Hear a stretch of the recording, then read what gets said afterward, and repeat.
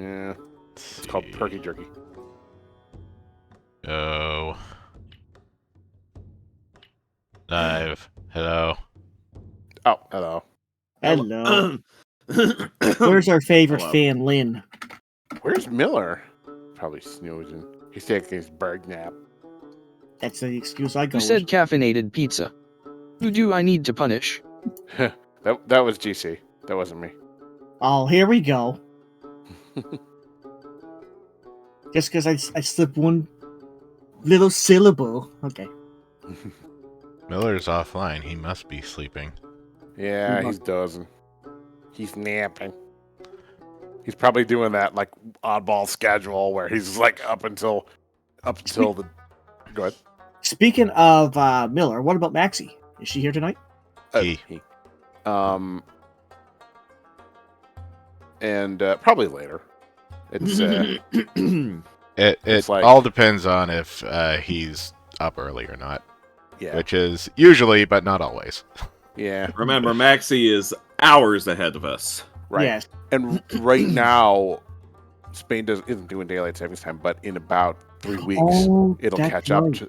Yeah, it'll catch up to them, and then Maxie's going to be getting up an hour earlier to come by. I keep reminding myself. I have to keep reminding myself. She's worse than me. She's 3 He. hours ahead of me. Oh, sorry.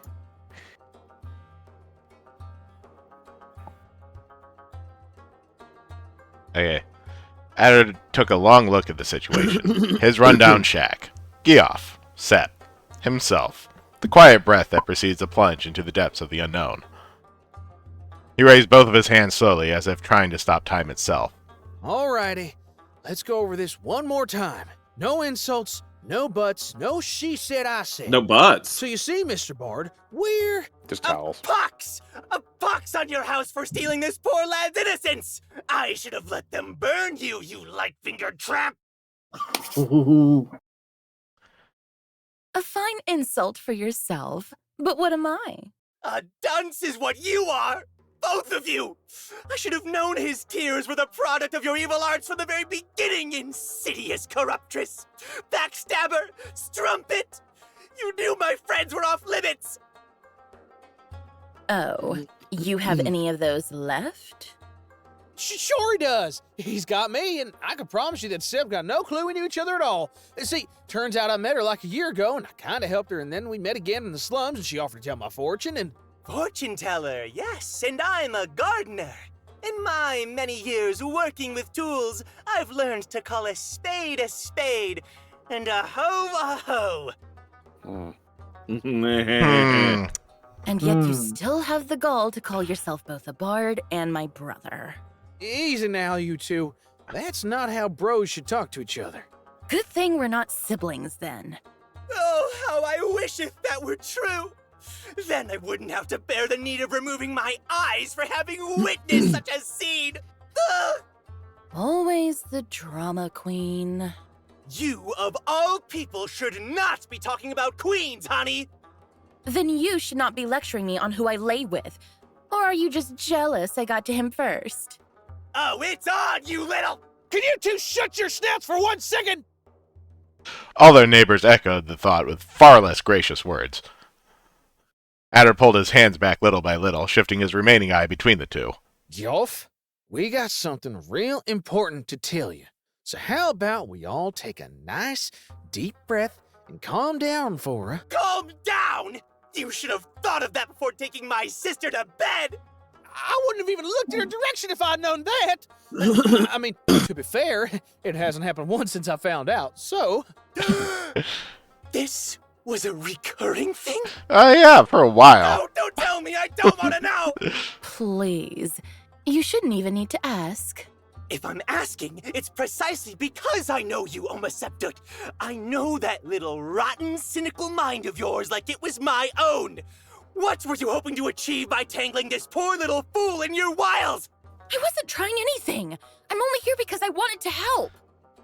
Help? Help who? Help me become an uncle? Help Adder fight his profound loneliness? What kind of help could you give anyone? Haven't you broken enough families yet? Stuff a sock in it, Geoff. You ain't got the foggiest idea what Sep's been going through. That was our onion entity. Oh, hi there. Oh, Hello. you think she's bared her soul to you just because she's bared her ass? Adder made to lift a fist in reply, only to be stopped by the gentle push of Sep's hand on his chest. I burned him. On purpose. Goff's nostrils flared open as his eyelids slid down. You even gave him your name. Though Adder was thankful for this sudden peace the gazelle had built upon just 5 words, he lacked any context whatsoever to understand the situation. You think we should tell him now? Goff's eyes sprung open again. Tell me what? And you say you've seen all of this happen, and it wasn't just a figment of Adder's imagination. They were real, Gioff. And they were hungry. Goff needed a moment to assess the situation. All right, that's as good of an excuse as any to finally turn a page in the story of our lives. Pack the bowls and the lamp. I have to gather a few provisions for the way. We'll be out of town before nightfall. I always like this Hold back on, and Bart. forth. You're running like a scalded ain't here. You sure you want to get like that? On just our word? I know you worked real hard for this place. Adder, my lad. I like how he Kind just of goes doom like that. self-respecting bard would Yeah. leave his best friend alone in his darkest hour. No, what kind of herald would do such a thing? I swore that I would make you a knight, and a knight I'll make you, be it here or at the end of the world. He has the zoomies. So He what's does have the actual zoomies. reason? Goff's Can't a you little see, high you strung. hoofhead? The city is brimming with beasts, and you're eloping with a knight's fiancé. Of course we're leaving. So, how does Galdybrew sound? Too swampy? Oishent! How about we go touring the western limits instead? I'm sure the Cheetahs would be happy to have more heirloomite musicians to boo. But She does- it ain't like you're just fixing to sneak out, right? I mean, someone's got to warn the rest of the city. Tell everyone what's coming to them. There's a whole darn lot of people in danger out there. I ain't even said bye to Aina. Like ships in the night, Adder dearest. We live in wonderful times where we can just ask the Farfagan a few towns over to send sound blooms to all the friends we're leaving behind. And what will I tell them then? Hey, y'all, I'm so sorry I left y'all here to get digested. We can't abandon everyone to their luck. Sep, tell your boy toy that we have to leave right now.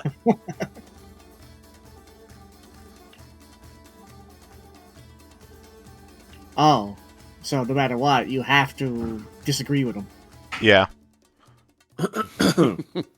I mean, either way, there's no way that she wants to leave. So. Yeah.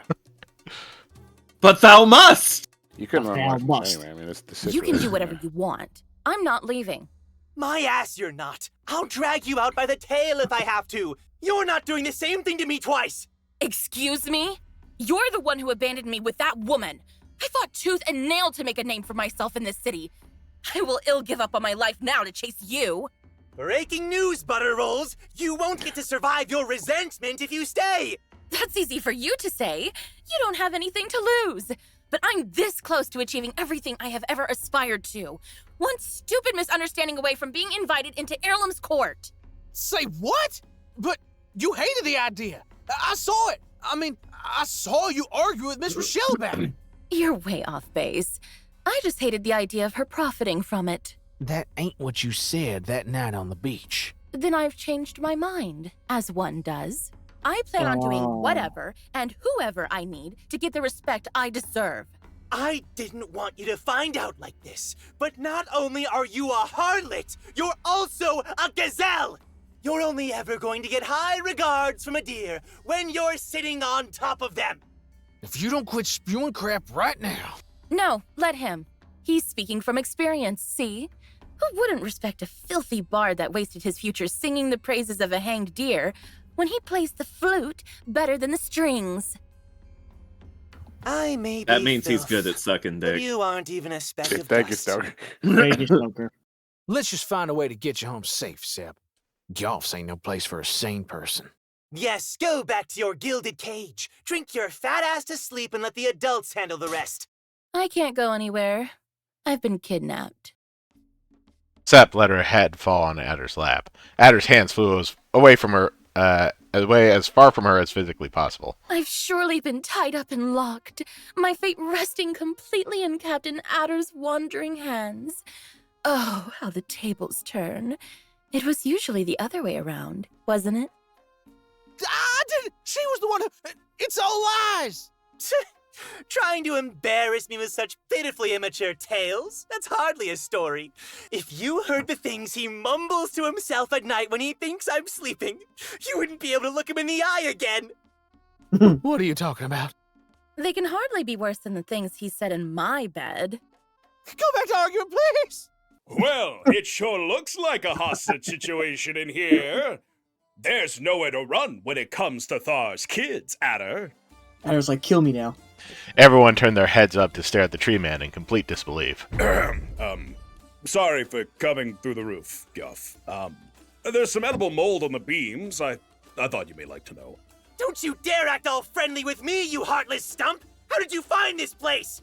I have to admit that Talid was understandably uncooperative about this particular case, so I had to enlist the help of a few friends to find your little abode.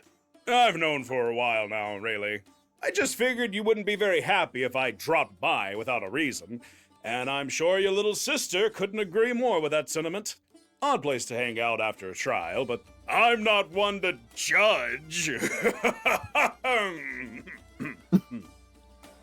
Ilgrab laughed heartily at his own pun, but he quickly quieted down when he saw it didn't land so much as crash into the ground burning. You come to arrest us? Poor guy. Arrest you, Adder? For what? Stealing a lady's heart and getting away with it? Please. Elbar's just abusing his power as usual. That's just your case, of course. Slapping a noble deer unconscious in the middle of the plaza is a little bit higher on the crime list. But I figure we both know by now that Miss Jasif never lived under the same metaphysical rules as the rest of us do. She can do as she pleases. I'd have to get a bit more serious about this whole ordeal if Elbar were to stop screaming he's been betrayed and start treating it as an abduction, of course. But I'm sure you'd be quite a few leagues away from Heirloom by then. Are you encouraging us to escape? Me? I would never, Pumpkin. That could get me in trouble, you know. I'm just saying that if I were anyone but me, I definitely wouldn't stick around to watch what happens when Sir Askadath gets his title upgraded to Lord. Stop listening to him! Don't believe a single word this murderous creep says! He was spying on us! Do you have to drag your grievances into everything, Goff? I was waiting for the right moment to say something. The conversation wasn't exactly letting up. How much did you hear then? More than I care to know. But, you know what they say, safe, sane, and something other. No, I know where you're going with that, but we ain't got time for a lesson. If you ain't here to take us prisoner, there's something you gotta hear before you get. Hold your buckthorns, lad. I said I wouldn't show up without a reason, and I meant it. It's a mission of the utmost importance and urgency, in fact. Have any of you seen Aina? You're out here looking for her? That I am. I've walked half the city already. As messed up as it is, she's still basically a child in the eyes of the law, Adder, and her father's, if he had any. He desperately wants his daughter back safe and sound, and we're kind of short on hands at the moment. First, it's Elbar screaming, "Send all the guards to find him! Don't come back until you bring me his head!" And then you have Red yelling, my daughter, bring her back to me this instant, you wilted willow!" And who's paying for Illigrab's overtime, huh? No one. Speaking of which, it took me ages to get Red off that darned pyre without you, lad. Don't worry, I did manage to find a new helping hand just in time, but if I were you, I'd keep an eye out for any sudden bouts of hair loss. You may have a new curse or two on your shoulders. Illigrab trembled slightly at the thought of more flames. Oh, well then, I wish I could stay here chatting all evening, but I really should get going before someone in the neighborhood tries to chop down this noise disturbance. Send Aina my way if she drops by. I feel like she's due for a little reminder on the meaning of the words home invasion. But wait, Illigrab, you can't leave for... I know, you want to clear your name. That is extremely brave of you, kiddo, but it is not a wise choice right now. That ain't... Fine. I'll tell you what, if you really feel like going through with this, I'll be waiting for you all day in the keep tomorrow. You can just drop by, explain your position, and I'll make sure to listen close. The city's full of beasts! Illigrab blinked. Then he started cackling. Of course, the city is brimming with beasts. That's why you had to run away. Classic Adder. You can tell me all about these beasts if you decide to show up tomorrow. Have fun with your sleepover, kiddos. Don't forget to check for beasts under your bed. Illigrab's chuckles could be heard well after he left Slander District. When only the faintest traces of fresh pine fragrance remained in the air, Yoff looked left and right, hoping to find some newly sprouted hesitation. The only thing that grew in Aina's absence was a determination in her apprentice's visage. You're not actually considering his offer, are you? You got wax in your ears or what? This could be our only chance to get a word in with him. Get a hold of yourself, you melonhead! That was nothing but a poorly laid trap! Not to mention, not a problem to either of us once we're 300 leagues away from Erlem. Adder's lip remained firmly shut. Come on, we have to leave. We'll disguise ourselves as a traveling troupe. Adder, you can learn how to juggle rocks along the way. Me, I need to find a new hat and a northern accent. Sep, you just continue to be a hindrance. It'll be fine. We'll be... I'm not going anywhere, Bard. What? I don't want to run anymore. I'm tired, all right? I don't want to have to run again. I don't want to leave my family behind every time. I've got nowhere to go but here. Adder, come on. Lad, my lad. We are friends, you and I. I gave you a place to live, and I taught you how to survive. Don't throw everything away for a girl, a rock, a tree, and a senile old geezer. I know. We'll find you a nice doe in the steppes. I'll steal her boyfriend, and you get to console her. How she gets to the farm of your dreams and have all the funds you want. I mean, I think he can do it. Don't bother, Yoff. It's like talking to a brick wall. Darn right it is. I made up my mind and I ain't fixing to die any day soon. So don't you worry about a thing, Bard. All this thick skull needs is a little more time to come up with a master plan and a touch of magic to make his words as pretty as they can be. Adder sent a wink in Sep's direction. He got an eye roll for his effort. Fine. Do whatever you want. It's not me they're looking for. Can you tell if Adder's blinking or winking? It's the same thing. Yoff slammed the door shut, taking all the air in the room with him. Sep and Adder shared a glance into the last few sun. Never mind. I'm not leaving you two alone in my house. Yoff kicked the door open. He'd seemingly produced out of the air 2 plates of bread, boiled beans, and sweet lichen that Adder had never even smelled before. You get one night, and that's it. One night to let you clear your mind, get some rest, realize how stupid what you're saying is, let reality sink in, and then we leave. Understood? He tossed the plate at Sep's face before curling down on his side of the room. Good night, Sop. Make sure to smash any flea you see. Sep gawked at the unsophisticated meal and then back at Adder. Please tell me he's not serious. Okay. Sep just egged herself to sleep. Time slogged by that night. Soft snores and crickets in the distance. Shrubs had been bitten down to the branches jittered around, trying to find a place to sleep. Adder searched the depths of his own mind for wisdom he lacked, trying to find a solution. To nothing in particular. To everything that was happening. To each and every last mistake in his life that had brought him to this moment. But no answers ever came. All he could do was struggle even in his dreams. You can't stay here. You have to leave. I can't. Adder. See? For a second, Maxie was in the car. Again, this happens to me every time. Adder nearly had a cardiac arrest upon seeing the purple bead shining over him. Aina was quick to shut his snout. Boss, you're back. Aina forced his mouth shut once more. Her eyes shone towards Sep, curled up in her own corner mere inches away. This was no place to speak. Aina took Adder's hand and led him outside. They sat on the edge of the cliff where Giof's house rested.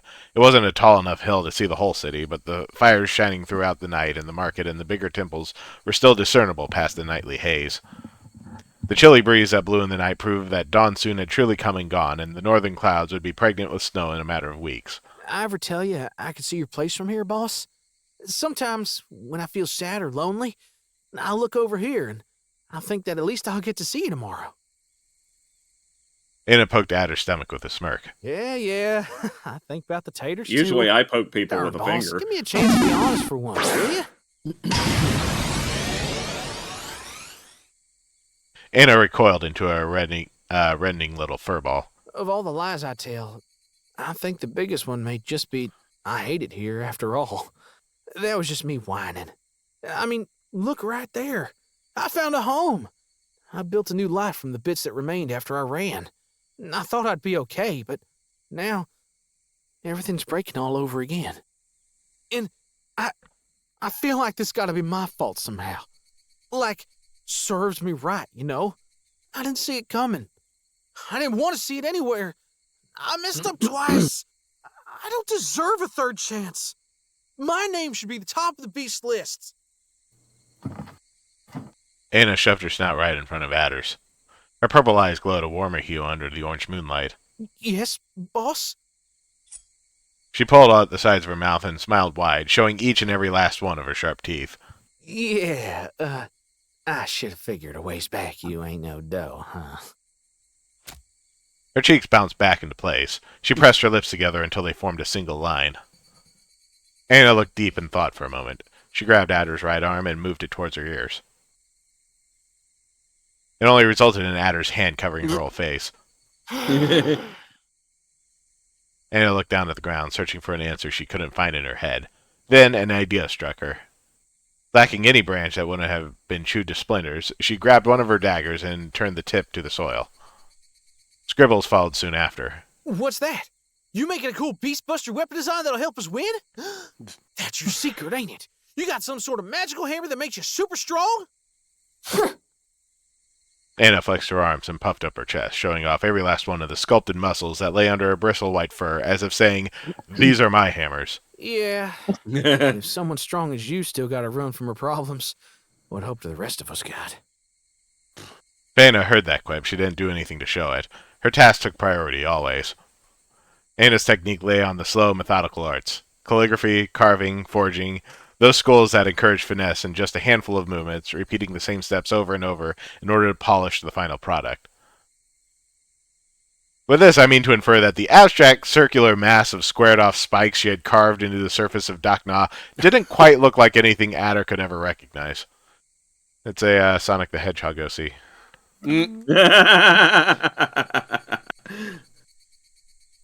And yet, its semblance was clear once Aina pointed at herself. You? Oh, come on, boss. I don't mean to offend your drawing skills, but there ain't no way that's you. You don't look like that. You're a bajillion times prettier. Here, let me give that a try. Adder stuck his tongue out as he set to draw an Aina as painstakingly detailed as possible given his circumstances. Holding finer tools wasn't an easy task with hands like his, and much less when the artist's tool of choice was a dagger, but Adder did his best all the same. In the end, the figure looked remarkably nothing like the Aina he knew. What the? Aina had never been particularly expressive, but she looked even less so than usual. Well, ma'am, it is clear that if my life depended on my drawing skills, I'd already be dead. This don't even come close to doing you justice. But maybe it's just because I was trying too hard to look real. Here, let me try again from memory this time. As Adder closed his eyes and lifted the dagger, he realized something quite odd. Tried as he may to recall her image, he only just now came to the conclusion that he did not, in fact, know what Aina looked like.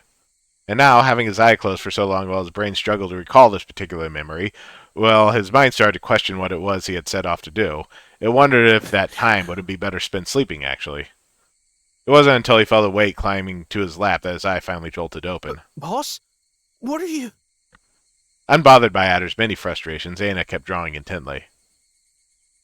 Her rough circles and lines soon became the shape of a man with 1.5 horns, old and angry, with a mighty beard and a cane.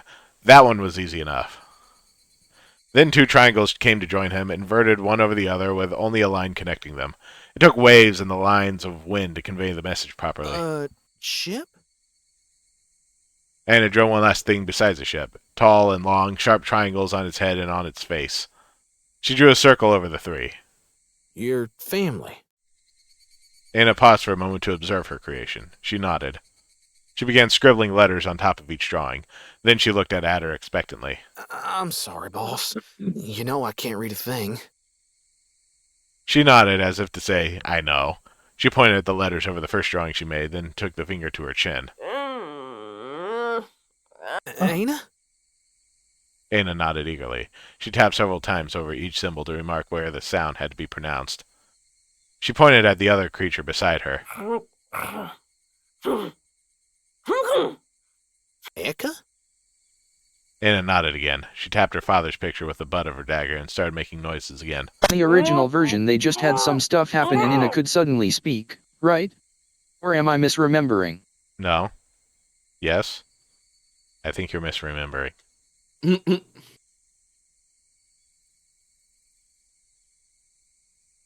The tendons in Anna's neck started bulging out. She put a hand around the base of her jaw.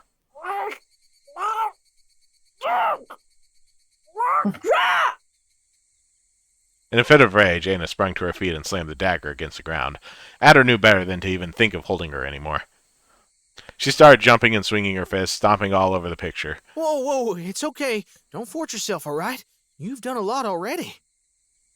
Anna quieted down after a couple of minutes, but her frustration hadn't gone away.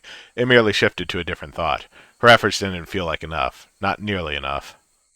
Hoping to make himself useful for once, Adder focused his attention on the strange doodles looking at him from the ground. You're going back to the ship. With your family. Anna's ears shot up. She nodded. Then she plopped down next to Adder, letting her head rest on his lap. You don't want to do whatever it is you gotta do you? But you've got to. Anna nodded again against Adder's chest. That's one way to avoid thinking for yourself, I guess. Adder and Anna jumped away from each other at Sep's sudden apparition. Please, don't act so surprised. You could wake a dead man up with a whisper. I don't speak that loud. I bet Geoff would have kicked you out ages ago if he didn't work nights. Anna turned again to Sep. She pointed 2 fingers at her eyes and then turned them towards Sep. You want to watch next time?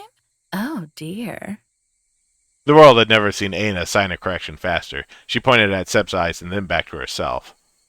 Sep heaved a long, indecipherable sigh as she dragged her hooves towards Anna. You were asking me to read your gaze. Is that it? Anna nodded resolutely. Will you insult me again if I do? Again? Boss. Anna put a hand to her chest and made a face that screamed, I would never, convincing exactly no one. No takebacks then. Sep crouched down next to Anna, holding her knees to one side. He must have mentioned he could do this too. No, he failed to mention it. Really? Seeing how he talked about you, I thought he would have run to tell you the second he found out. Then you were wrong. You must be a terrible judge of character for a mind reader. Sep shrugged nonchalantly. I don't like this.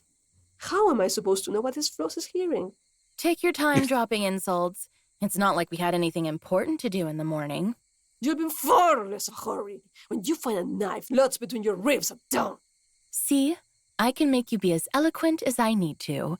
Just take a deep breath and think of what you'd like to say. You're exhausting. I don't know how other people... Ginam Glitch is remembering the same version of the scene I was talking about.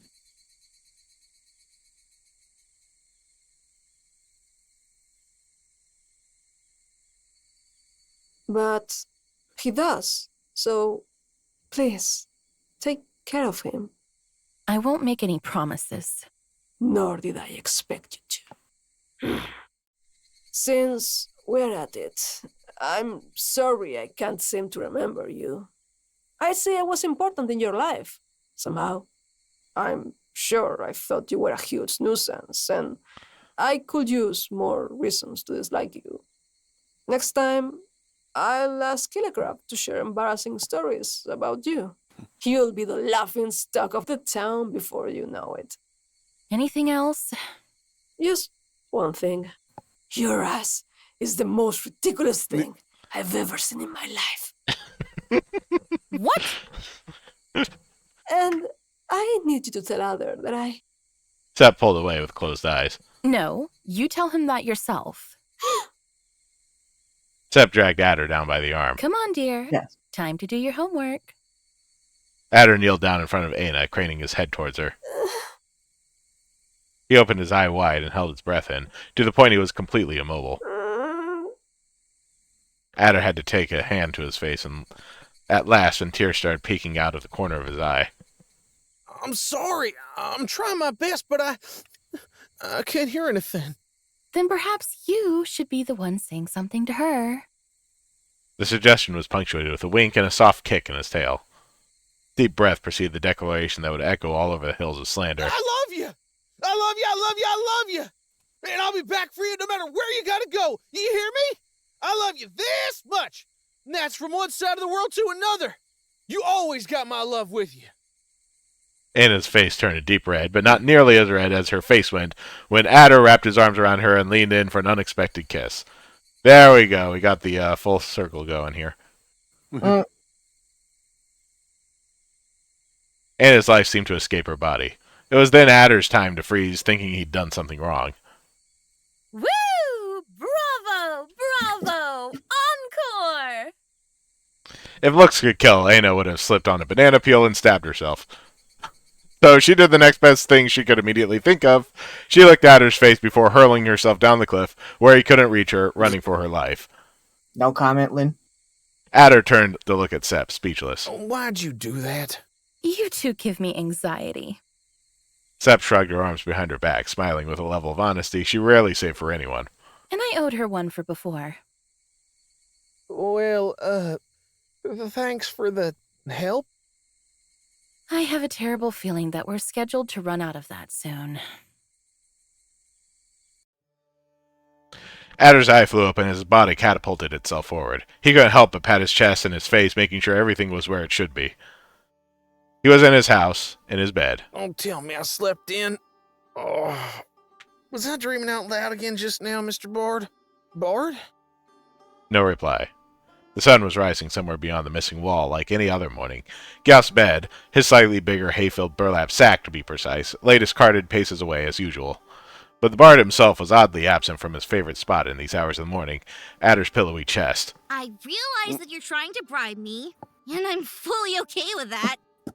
No, I swear that's really what happened. His chest made such a nice headrest that every single character in the story shoved their face against it, intentionally or not, at least once. Uh-huh. Talking from experience, are we? I thought that ought to balance the accusations of butt favoritism. The booty stands proudly on its own, unmatched. You tell him, Lynn. Wow. There was very little that could force Geoff out of his bed so untimely. The break of dawn was Adder's time to rise, not his. Adder looked around, wondering what else was missing, trying to piece together the puzzle of his memories after the second most stressful day in his life. This way, Adder. Adder blinked at the voice. Before his eye had time to open again, he was already on his feet. Sip, you're here. What? Did you think I'd change my mind and run away in your sleep? No. It's been a while since I last woke up with you around. I missed that. Now I feel bad for having considered it then. I never thought I'd hear anyone say they missed the sight of me in the morning.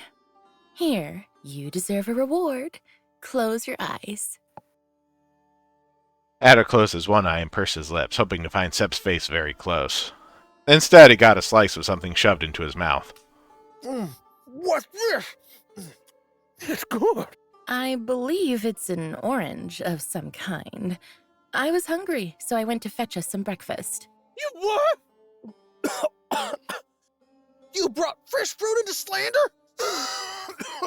That's like hollering from the rooftops that you're living the high life. Where did you even get this? Do you want to know? Adder hesitated, but Sepp did not. With a mischievous grin, she placed one of the oranges in his hand. The orange I gave you belongs to me. Return it. Yes, ma'am. Adder stretched out the orange towards her. Sepp grabbed it solemnly. Do you want it back? What back? Your orange. Oh, that's for me? I mean, if you don't want it, I'd sure be happy to get that off your hands. But I still want to hear where you got it. Of course. I'll tell you later. Adder ate his orange happily, unaware of the edge behind Sepp's smile. I think I've fully come around on the matter of your escapade into my mind, Adder. You managed to dredge up some incredible memories. Yeah? What crime? All sorts. Mostly feelings, in fact. I was convinced that I was fully aware of all my thoughts and abilities. But I guess I wasn't even capable of controlling that much after all. Speaking of knowing, you got any clue where Golf is? That loser wandered off a while ago saying he'd make us leave whether we wanted to or not. So, I'm fully expecting another argument once he gets back. There was a knock on the door. Speak of the bard.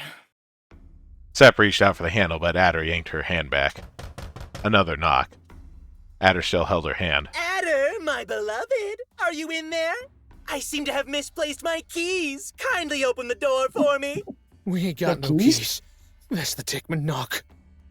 Sepp and Adder waited with bated breath for the next knock. Open up, scoundrel! I know you're in there, you treacherous thief! I have captured that undersized manservant of yours. If you don't want him to suffer the same fate as you, I suggest you give yourself up at once. Oh, mine Adder! I'm so sorry. I had to tell him all about how you kidnapped the Steth and coerced Steth, my poor childhood friend, the enormous Chasifo Masepta, to retaliate against Sir Askadath. I knew it! I knew it! It was all a plot to ridicule me. But how dare you blackmail me through my bride-to-be? Release her, villain! Adder looked at Sepp, absolutely horrified. She grinned back with an innocent shrug. I guess that's my cue to leave. Oh, Sir Askadath! My love! Please help! This handsome villain threatened to hurt my elderly maid if I didn't go along with his plan. For some reason, Sepp couldn't even start to guess. Instead of immediately darting away, Adder started roaming the room in a panic, kicking open every sack and rummaging through every hay pile that had so faithfully served as a bed for his stay. Don't come in yet, I beg you! He's put a dagger to my throat and will slice it open if you dare step in! After much running in circles looking for alternatives, Adder finally settled for Geoff's sleeping bag. He tugged at the sides to make it wider and wider until the seams were about to burst. Find you time, you moron! What are you doing? The buck lifted the sackcloth over his head. Adding realism to the scene! He didn't so much as shove Sepp into the burlap sack as stuff her in it, head first. With a grunt, he heaved the newly kidnapped royalty onto his shoulder and dashed off through the missing wall. There was no way around the house, and there was no way back. Elbar had brought a whole squadron of guards with him. Adder stopped dead short in front of the cliff below them. He hadn't thought quite this far ahead, and now he faltered to continue. My love! Elbar finally tackled the door open, finding absolutely no resistance to his attack and hurtling himself and 5 other guards to the ground instead. He looked up in time to see Adder climb on top of a makeshift slide, a tipped-over outbox to be precise, and disappear under the cliff. What are you waiting for? Get them! Everyone gulped, watching the results of such an action happen in real time. The friction made quick work of the outbox, tearing it down into brick shards far faster than this makeshift slide could hurtle through the steep fall. Crap! The only item that remained between Adder's butt and the rocks by the time he slid down to a halt at the bottom of the slope was his underwear. Those are my good pants! How dare you mock me like this one-eyed scoundrel! I shall flay your buttocks myself for this! Elbar leaped towards the steep cliff with Geoff still in tow. Impressive as it had been, Adder had no intention whatsoever to remain and see the result of his heroics. Adder stopped running at last, finally collapsing to his knees in a shaded alley behind a hidden grill. He set Sepp on the ground beside him. He reached for the sack, fully intent on helping Sepp slip out of it, only to get headbutted in the nose. Yeah, you Sepp jerked from side to side until she managed to tear a hole for her head with the tip of her horns. The rest of her body remained very much stuffed inside the sack. Anderson! What is wrong with you? I don't know anymore. I thought you wanted me to steal you away. And you just had choose the one chance we had at fixing everything? Don't you wee me after dropping me in it like that. I hate y'all. Y'all the worst friends I've ever had in my life. Okay, just to be clear, I had nothing to do with this. Geoff sold us both out. Pretty in line with all his life decisions, really. Abandoning people is basically his whole personality. What's your excuse then? I know when to fall by the wayside. Look around you, Adder. None of us actually give a damn about the city or the beasts. You just proved that prick right. We're all just serving our own purposes in the end. Adder lifted his head up from between his knees. No, that ain't what happened just now, is it? He wasn't being a self-centered turd for once. He did it for you. He screwed me over because he wanted you safe. What? Don't start trying to justify this now. Not everything has a reason, okay? He's just an asshole. Does it matter what he did it for? We're screwed either way. It matters because it means he's good deep down and he wanted to help somehow. And he got you playing along too. It was a good chance, so that doesn't mean I have to thank him for it. I didn't ask for his help or yours. Of course you didn't. You would have just ordered us to do something if you'd thought of that first. How are you supposed to ask for help when you just think everyone's below you? Adder wanted to stop talking, to stop damning himself after having made a fool of himself, but words kept on coming. I got it now. I got it for real, I think. I know why it's always black or white with you. You don't ever want to think of the reason behind things, because you're so convinced that you got us figured out. It's Miss Mind Reader's world. And if you were wrong, you'd have to admit we're all free to make our own choices. Well, it's looking like the end of your world as we know it, Your Majesty. How long you gonna keep on dawdling through life, splitting everyone between folks who can do something for you and folks who are beyond redemption? If you are done with the lecture, I have a life to get back to. Enjoy yours. Sepp never walked with anything less than a dignified stride, not even to saunter away in a burlap sack. Adder found himself alone once more. It occurred to him that maybe he would have preferred to let her keep thinking that, to be as far from right as possible. The closer he got to being honest with himself, the closer he got to driving everyone away from him. Nobody liked the person he was when he wasn't bending over backwards to please them. He didn't sag for long. He wasn't completely alone, after all. Adder turned his face towards the slums, determined. Towards the one person that had stayed with him throughout everything, for better or worse. The man who had consistently been unreliable all along. He wouldn't give up on Geoff. Wait! What are you doing? Huh? What are you doing? Weren't you? Elbar will be coming that way, you cretin! Are you trying to get yourself killed? Adder pondered the very same thing. You know why I'm friends with Geoff, Sepp? It's because I get him. We got a lot in common, the two of us. No, you don't! What are you even... Adder brushed Sepp's cheek with his thumb. His smile carried a story. Remember that one buck I knew? The one from down yonder the steps? Well, he didn't get along with his family either. Wasn't all they hoped he could be, see. They didn't like him very much by the end, so they sent him away hoping he'd come back someone better. But he never did get better, and he never did come back. He messed his whole life up. Forever. So we get. He ought to stayed and taken whatever they got in store for him. But he went and ran. The price was everything he'd ever known. I don't know if you've ever met the guy. But the thing is, he can't ever return home. And even if he could, he couldn't look him in the eye again. You don't know that. Adder tried to keep a smile on his face. To be fair, he was kind of an innocent guy. And he had huge dreams, so Geoff scammed every last coin out of him the second he arrived. Don't tell him I told you this, but instead of getting mad at the bard, the guy couldn't help but think, whoa, I wish I was like that. He wanted to be cold, to be fine with the bad things he'd done, but no matter how much he tried, he could be Adder, but he couldn't be the rest of that. He was still me no matter what. And there ain't no way that me guy could survive leaving his family behind twice. Of course he can. He's just been betrayed. Come on. They'll cut your head and mine if they find us talking like this. I'm sorry, Sepp. Love, I'm for real grateful for all the chances you've given me, but I meant what I said.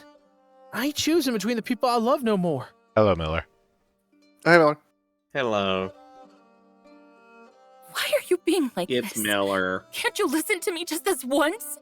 You're only going to get hurt. No, I get that.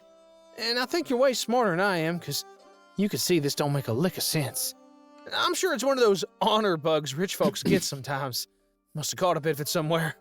I'm sorry I dragged you here. You don't gotta come with, okay? Go find somewhere safe to hide and tell them you escaped when I wasn't looking.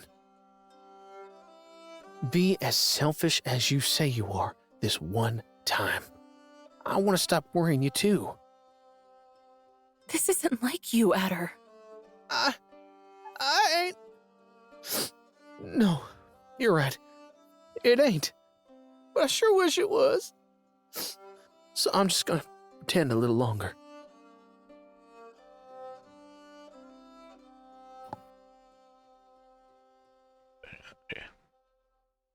Adder glanced away, knowing that he would rather do anything else in the world. He knew that if he looked at Sepp just one more time, he would remember all the times she had asked him to run away with her, and he wouldn't dare say no ever again. But then he felt a tug in his little finger, and he knew that it was already too late to escape.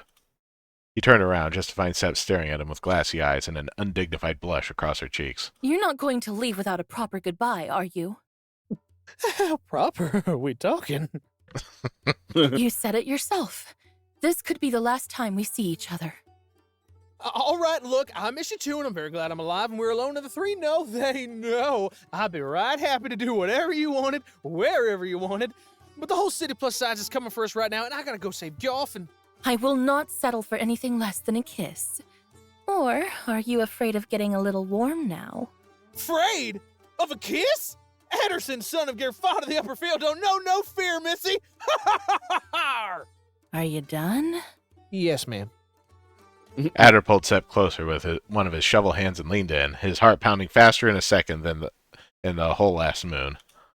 A kiss so heated that it warmed up his very soul, made him feel as grand and special as she made him feel time and again. He forgot for a brief moment that there was a world outside, and that both of their necks were in grave danger. There was only the kiss, as far as he was concerned. This moment, too, would come to pass, alas. Good. Now play along. Something struck Adder's face at full speed, leaving a bright red mark. He needed an instant to register that was, in fact, Sepp's hand. Unhand me, you brute! How dare you try to steal me away from my love! My lips belong to one man and no more! Oh, Sir Askadath! Sir Askadath, where are you? Hark! I think I hear the melodiously grating voice of Deceive somewhere, slapping the man who made her slap your brother in the first place! Yeah! Deceive! Oh, my love! How could I fail to understand such an obvious ploy? But what? Oh, no! I can't believe this deer was actually a pirate, planning to make me his queen. He's... I said play along, you numbskull. Going to take me to the Sea of Fensnar to claim the throne of the Saxarat for himself. Yeah, whatever she said. Gonna take her to my lair and get legally married to her. Gosh darn it, Sip. Would I kill you to give me a heads up from time to time? Guards! Forget that beautiful bastard! We have to stop that queen before he makes away with my princess! The guards that were just catching up rushed to grab Geoff. They looked at the stumpy bard. Then they turned their faces to Elbard. What are you standing there for, you layabouts? Never mind. I'll go get them myself! There. Now I don't have to worry about you. You're welcome. You really did turn me into Captain Horneater. You can spend all the time you need crying about your infamy once we have decided our next move. What? Oh, no, ma'am. I've changed my mind. I want to drop you. I'm dropping you as soon as I can. We're getting too far away from Slander as it is, and there's no way I'm carrying you all the way to Illigram. I'm the only woman standing between you and the tip of Elbar's sword. And your sacrifice is much appreciated, but I can 100% guarantee he wouldn't be coming after me if I wasn't carrying your majesty. If you want to help, just go and magic the guards away or something. Of course. I am reminded of that line where Sepp thought it was not precisely horns that Elbar sought in a person. Or maybe I could burn the sack and set the whole street on fire as we pass to give them actual reasons to call me a Sephi. Is that what you want me to do, Adder? Arson? Ma'am, I'd never. I'm sure you've gone and done plenty of arson on Lord Snotty Snout already. We don't need any more of that. Aw, is that jealousy I see? Did you think he had a pretty mark like yours? Nah, I don't think nothing. But hey, since you're bringing it up, I'm sure the jerk-ass could use a mark or two. You should leave a big red blotch on that butt hanging from his face. One to match his little bros. That'll teach him how to treat a lady. Like you knew much better. So what if I don't do things the knightly way? I'm still a farmer, ma'am. I may not wear the right clothing, but I definitely know a thing or two about No, you know what? I think you made your point. You're still making a mistake all the same. I'm not the one reaping what he sowed. If you were half the farmer you claim to be, you'd know some harvests are too fast for one husband. Ma'am, I'd call the whole darn town over if these two farmhands ever stopped being enough. But why'd you keep running back to that gosh darn friggin' silver spoon-fed musclehead of all the horn eaters in Dakna when he don't even want you? Oh, I didn't realize I needed your approval to choose my patrons. You didn't even choose him. Adder, please. You can't choose the love of your life. He for whomst my heart flutters. All I can ever dream of. Yada yada, what a heartthrob. Yeah, right. You're lying to me and to yourself. It's his horns after all, ain't it? So big and shiny and... Why, thank you. I polish them every day. I'm sure you polish your horn every day. With a quick swoosh, Elbar sent his cape away. He smirked as he tipped his sword towards Adder, clearly not set on letting them walk another step. I've hated you. Your legs have been slowed down by the weight of your villainy, miscreant. Yeah, that's gotta be it. Adder got the low end of his back kicked. I mean, hands off my booty, landlubber! To tell me what you've done with Goth or your precious wife is gonna, walk the plank? Am I supposed to say that there? Anyway, she's gonna kick the bucket if you don't tell me where my friend is. Friend? Friend?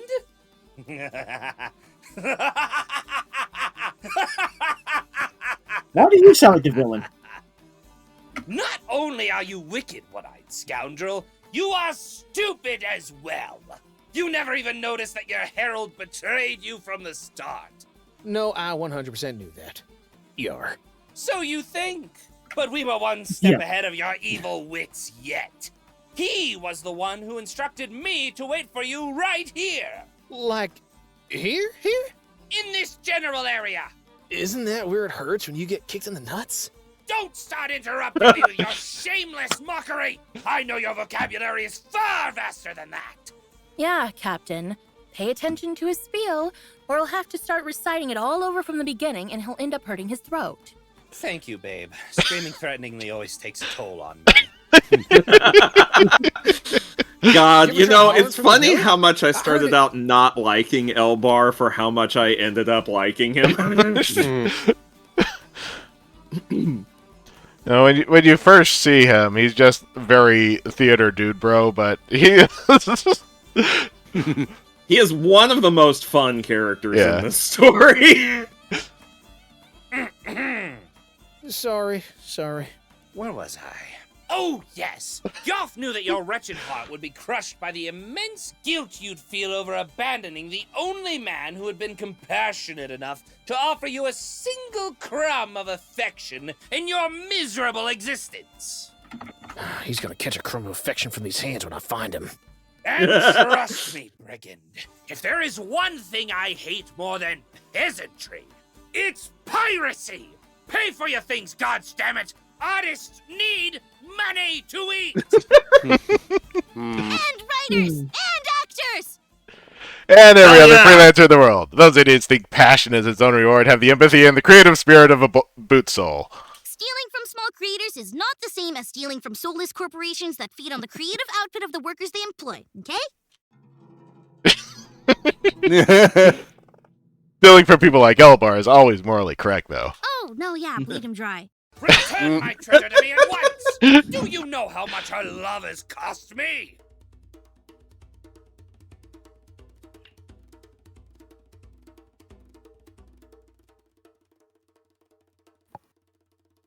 I'll Then return pay her up. gladly, but only if you can match the price you paid for her. I'll be gone and y'all be happy together at last. No! Sir Askadav!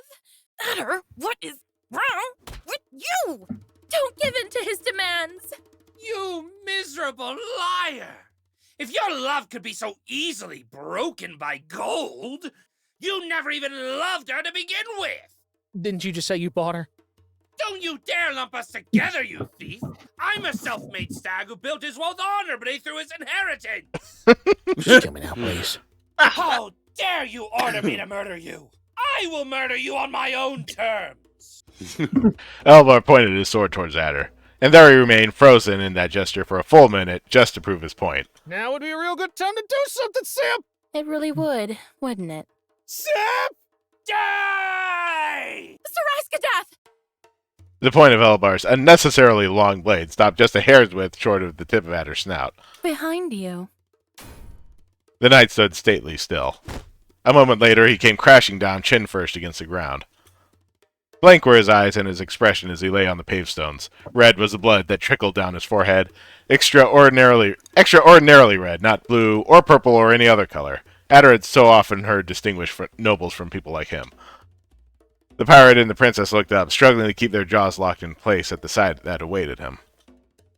Where Elbar lay now stood none other than Miss Rochelle, still heaving on a fireplace poker, now bent in a particularly incriminating way.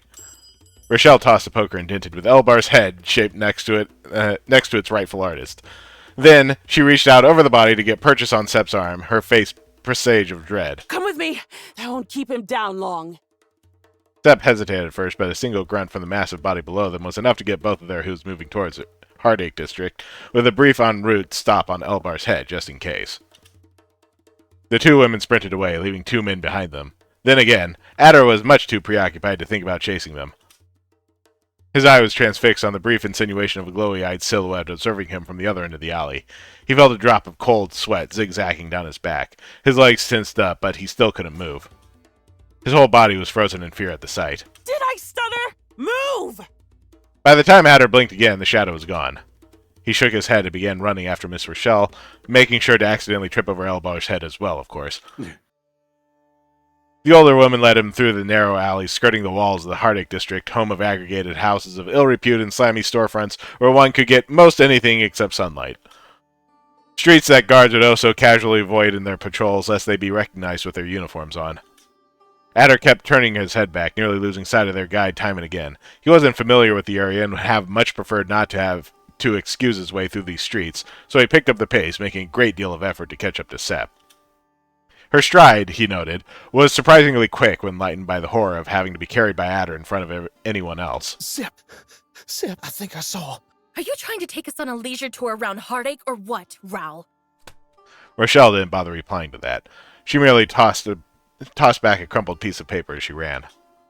A wanted poster, and Adder could count himself lucky that he couldn't read a single thing it said about him. It was clear that around the streets like these, discretion remained the lowest common denominator. Sep was clearly winded, but she thankfully wouldn't have to keep appearances up much longer. Their stroll finally drew to a close as the alley opened up into a guarded street once more. The street that led to the Desert Rose, no less. Why are we here? What a deep question, dear. Why are any of us here, really?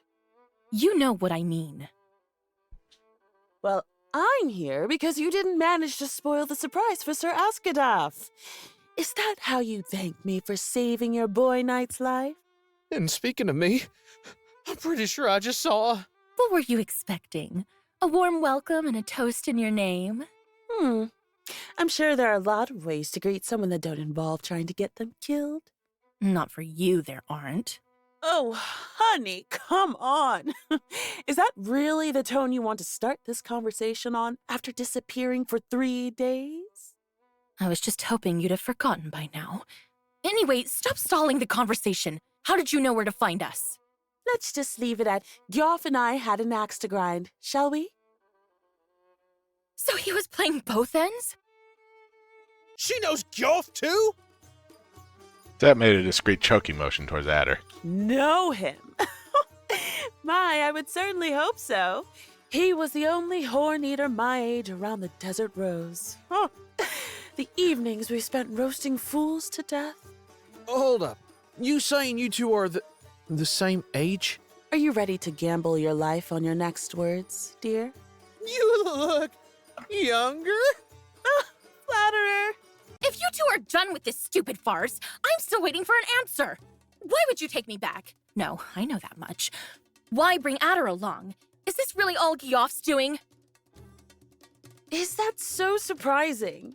Even a squandered waste of a man like him can't help wanting what's best for his little sister and her boyfriend.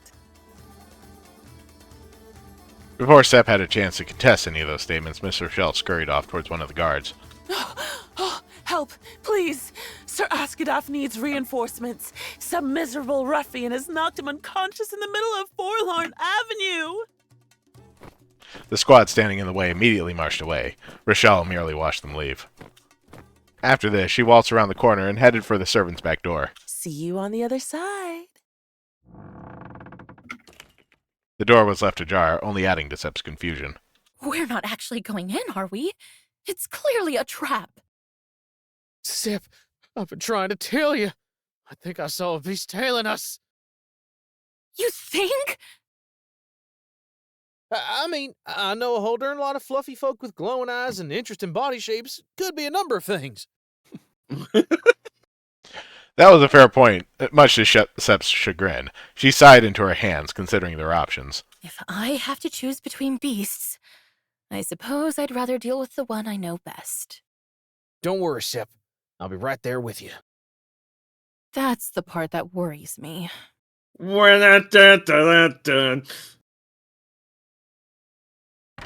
Dun. The back door into the Desert Rose closed loudly behind them. Though they truly feared the worst, Ral didn't suddenly leap towards him with an army of guards and ropes. She didn't seem to pay any heed to them at all, busy as she was washing her hands in the ceramic basin by the entrance. When she finally turned around, the apprehension that the lovers radiated made her grin. I have to admit, I didn't think you had the mettle to come in. We're in trouble, Ral. Far worse trouble than you or Elbar. Oh, trust me, I know. It's written all over your face. I hadn't seen you this scared since that time you ran into the door and snapped your little horns in two. Oh, you cried like the world was crumbling around you. Nothing we can't fix this time either, I'm sure. Feel free to slip out of that fancy new dress of yours into something more comfortable. I'll ask the servants to bring some tea. I'm not leaving Adder alone with you. Then I guess you'll get to wear matching clothes for a little longer. How fun! Miss Rochelle swaggered off to the kitchen to request a few things. After that, she ushered her guests to the exquisitely decorated meeting room nearby, where anything from raises to the deepest secrets in the palace were always discussed. Ral reached out for a clipboard laying on the rock glass table and started taking notes. Honestly, she couldn't have looked more unbothered by their presence as she went about scribbling down notes if she tried. It occurred to Adder, one of the rare strokes of genius he had every once in a while, that such stillness of face and mind had to be the product of years of effort, all manners of defense built up in answer to the certainty that her secrets could be stolen at a glance. This observant thought vanished into another as one of the servants arrived with a kettle, a small tower of pastries, and only 2 glasses. Adder had spent moons having licentious dreams about this re-encounter with the love of his life, the almond pastry slathered in fig jam, honey, and topped with a date that had so unwillingly abandoned. Oh. He was well past the point of taking any hints. What's the big idea, Ral? Well, if you must know, I'm trying to figure out our Bleak Night schedule. I'm thinking about shifting some of the performances around on the 2nd, 4th next moon. See? I have a feeling one of the usuals is going to be grounded for a long, long time. If I may. You may not. Sepp and Rochelle locked eyes, surprised at their simultaneous intervention. Adder limited himself to shrinking back into his seat, certain that he didn't want to arouse the anger of either woman. Ral, I need you to listen to me like you haven't ever listened. It's the only thing I'm going to ask you in my whole life. Ooh, a favor and a lie right after getting saved from a romantic escapade. This should be good. Rochelle pulled the kettle towards her and started pouring herself some tea. Sepp took this as her cue to start. I know that what I'm about to say may seem impossible to believe, but Heirloom will be attacked soon. By beasts, no less. They're not just a fantasy, Ral. We've seen them ourselves. If what they said is true, they're planning to carry out some sort of moral population cull on the deer. I don't know how long we have or who's going to be affected by it, but they'll wreak havoc on the city if we don't do anything to stop them. Miss Rochelle remained very still for a moment. The only sign of life in her was the subtle quiver of the hand holding the kettle, which had toppled the ornate drinking glass quite a while ago. Dang my melt, sugar. That's horrifying. Do you believe me then? Of course I do. I know you wouldn't lie about something this silly. If you say beasts are coming to eat us all, then they most definitely are. Oh, bless the gods. You have to help us then. You're the only person left in the city with enough power to stop them. I'm honored you think so highly of me, but I don't have the power to do anything about this. I couldn't even stop you from frolicking around with this mismatched fawn and ruining your future with Sir Askadath. None of that matters now. Besides, I'm sure that Elbar's jumping in joy at the chance of rescuing a swooning princess from a pirate or whatever will be fine. Honey, please. You aren't so naive as to think that little stunt of yours will be enough to mend your relationship with a knight, are you? You're dead to him now. You made sure to thoroughly soil both of your reputations in front of the whole city yesterday. That's not what happened at the trial. So that's what it was. See, a doe like me tends to ponder why there's a whole puncheon of wine instead of a gazelle at her doorstep. One thing leads to another, and then, what do you know? I got to see my favorite girl slapping Lord Burbith of Askadath. It's funny how news flies when you're barely yards away from them. Miss Rochelle took a long sip from her glass. Her eyes peered over the edge, gauging Sep's reaction. A wry smile accentuated her point as she continued. We're so fortunate that our princess never needed to learn from her mistakes. How odd. Adder couldn't help but feel like he had heard such an accusation before. Little did that matter now. Sep was staring intently at Rochelle with eyes wide open. Glowing. Who told you? Just Sif. There you go, doing funny voices again. Don't waste your tricks on me, dear. I was going to tell you anyway. The flame behind Sep's eyes disappeared, but she didn't relax her stance one bit. I knew we'd have to have this talk sooner or later. Kids grow up so fast. I guess... No. Yes? Perhaps you are finally old enough to hear the truth about your mother. Say what? You really think someone as smart as Sep's gonna fall for such an obvious... Sep snapped Adder's snout shut. Oh, my poor Thar. With the guy always spending his nights down the street and 3 children to mind, your mother needed a confidant. Someone who could fill her loneliness when that dead weight wasn't around reminding her of the vows they'd made. What are you getting at, Rel? Come on, dear. You know what I'm saying. Won't you read my mind? Would you rather I spell it out for you? Rochelle placed the empty tea glass back on the table. Thar was my wife, as far as either of us was concerned. Not his. You and Mom? When? Why? What? Adder needn't have been a gaze reader to guess that Sep was mentally going over every time she'd seen her mother and Rochelle sipping away together in the past. Are you sure that you want Are there me any to characters fill in you this on game who are all not the gay? Details? No, what makes it good? Indeed.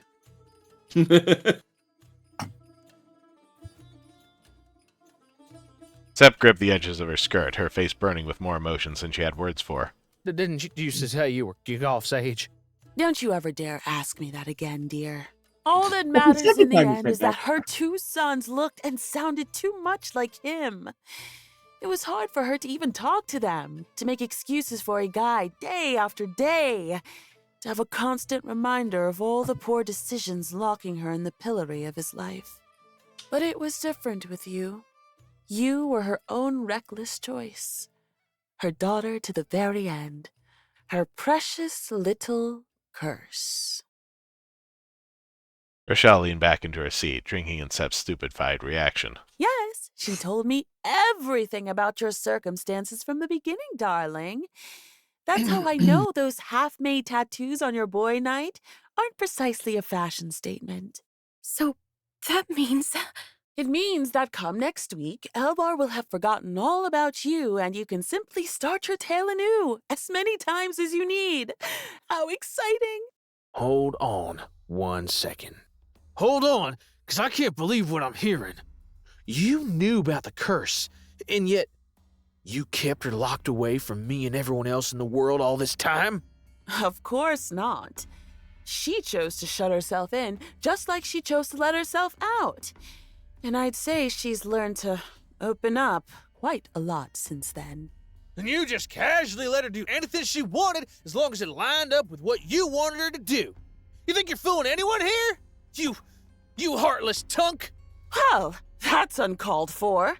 I let Yasif leave and she came back of her own accord. After you broke her heart, may I add. You do remember that, correct? I only had to welcome her back and watch her cry over some worthless, misshapen fawn, like I knew she would. I didn't even have to ask. It was obvious like that. Adder opened his mouth to retort, but the right excuses failed to take shape. Don't think I don't sympathize, dear. Offering your unconditional love to someone like her takes a thick hide. Much thicker than someone like you could ever have. I will give credit where credit is due, however. You've really gone above and beyond to come back and break her heart one last time.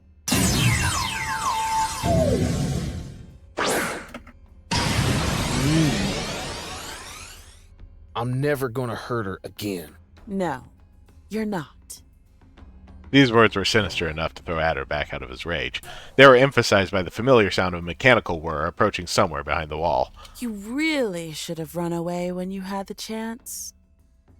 Sep only snapped out of her own shock when the door swung open, revealing a finely dressed merchant followed by a retinue of marble deer. 4 of them, to be precise. Tasakirmat Septut.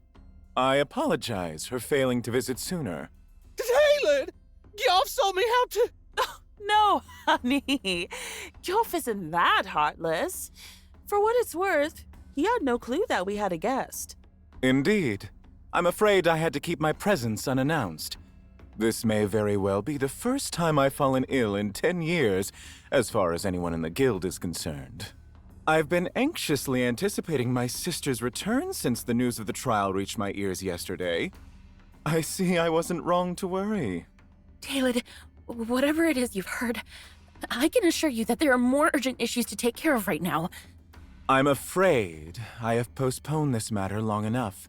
Rest assured that everything I do for your own safety. With a snap of his fingers, a golem crept behind Sep and apprehended her, grabbing her arms back and away from each other. Golem, hold her gently but firmly.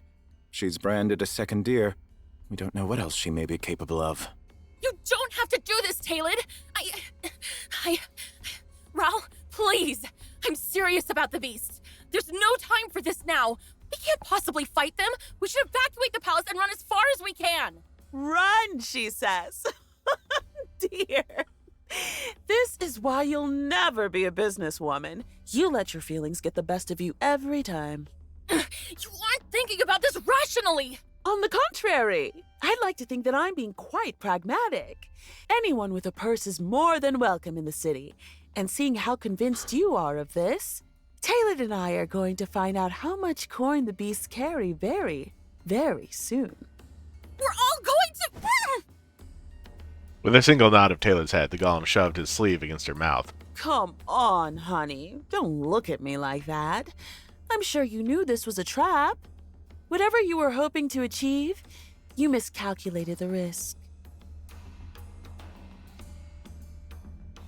Ral smiled almost proudly. Ah, the flame of youth. Who knows? Maybe the beast will eat us both and you'll get another chance to pry this place off my dead cold hands. For now, however, I think you need to spend a good long while in your room thinking about what you've done. Adder! Adder, run! Don't even try to... Sep's muffled screams vanished in the distance as a golem carried her upstairs. Taylor didn't bother turning his face towards Rochelle before speaking. Keep Septut safe and out of the way. Make sure she doesn't hurt herself trying to escape. And for the love of everything, Ral, get her some decent clothes. Rochelle pressed her lips into something that could only barely pass as a smile as she closed the door. And yet, right before it was fully shut, she peeked in one last time. Do me a favor, dear. I know it doesn't make much of a difference at this point, but that twerp truly made sure to treasure Yasif as much as he could. Don't drag this out too much. Caleb nodded curtly as the door was locked behind him. The moneylender finally had the decency to look someone in the face, just in time to observe Adder circling the table defensively. Before I remove the last hint of asymmetry from that crooked face of yours, there is something I would truly like to know. What name shall I write on your epitaph? Adderson, son of Griffin of the Upper Field. If you gotta write something pretty. How unsuitable. I would have much preferred a real name. Be it as it may, I must extend my gratitude to you nonetheless, Adder. You have far exceeded my expectations. Oh, yeah? You don't say. I had long wanted to emasculate that miserable excuse for a captain of the guard in public.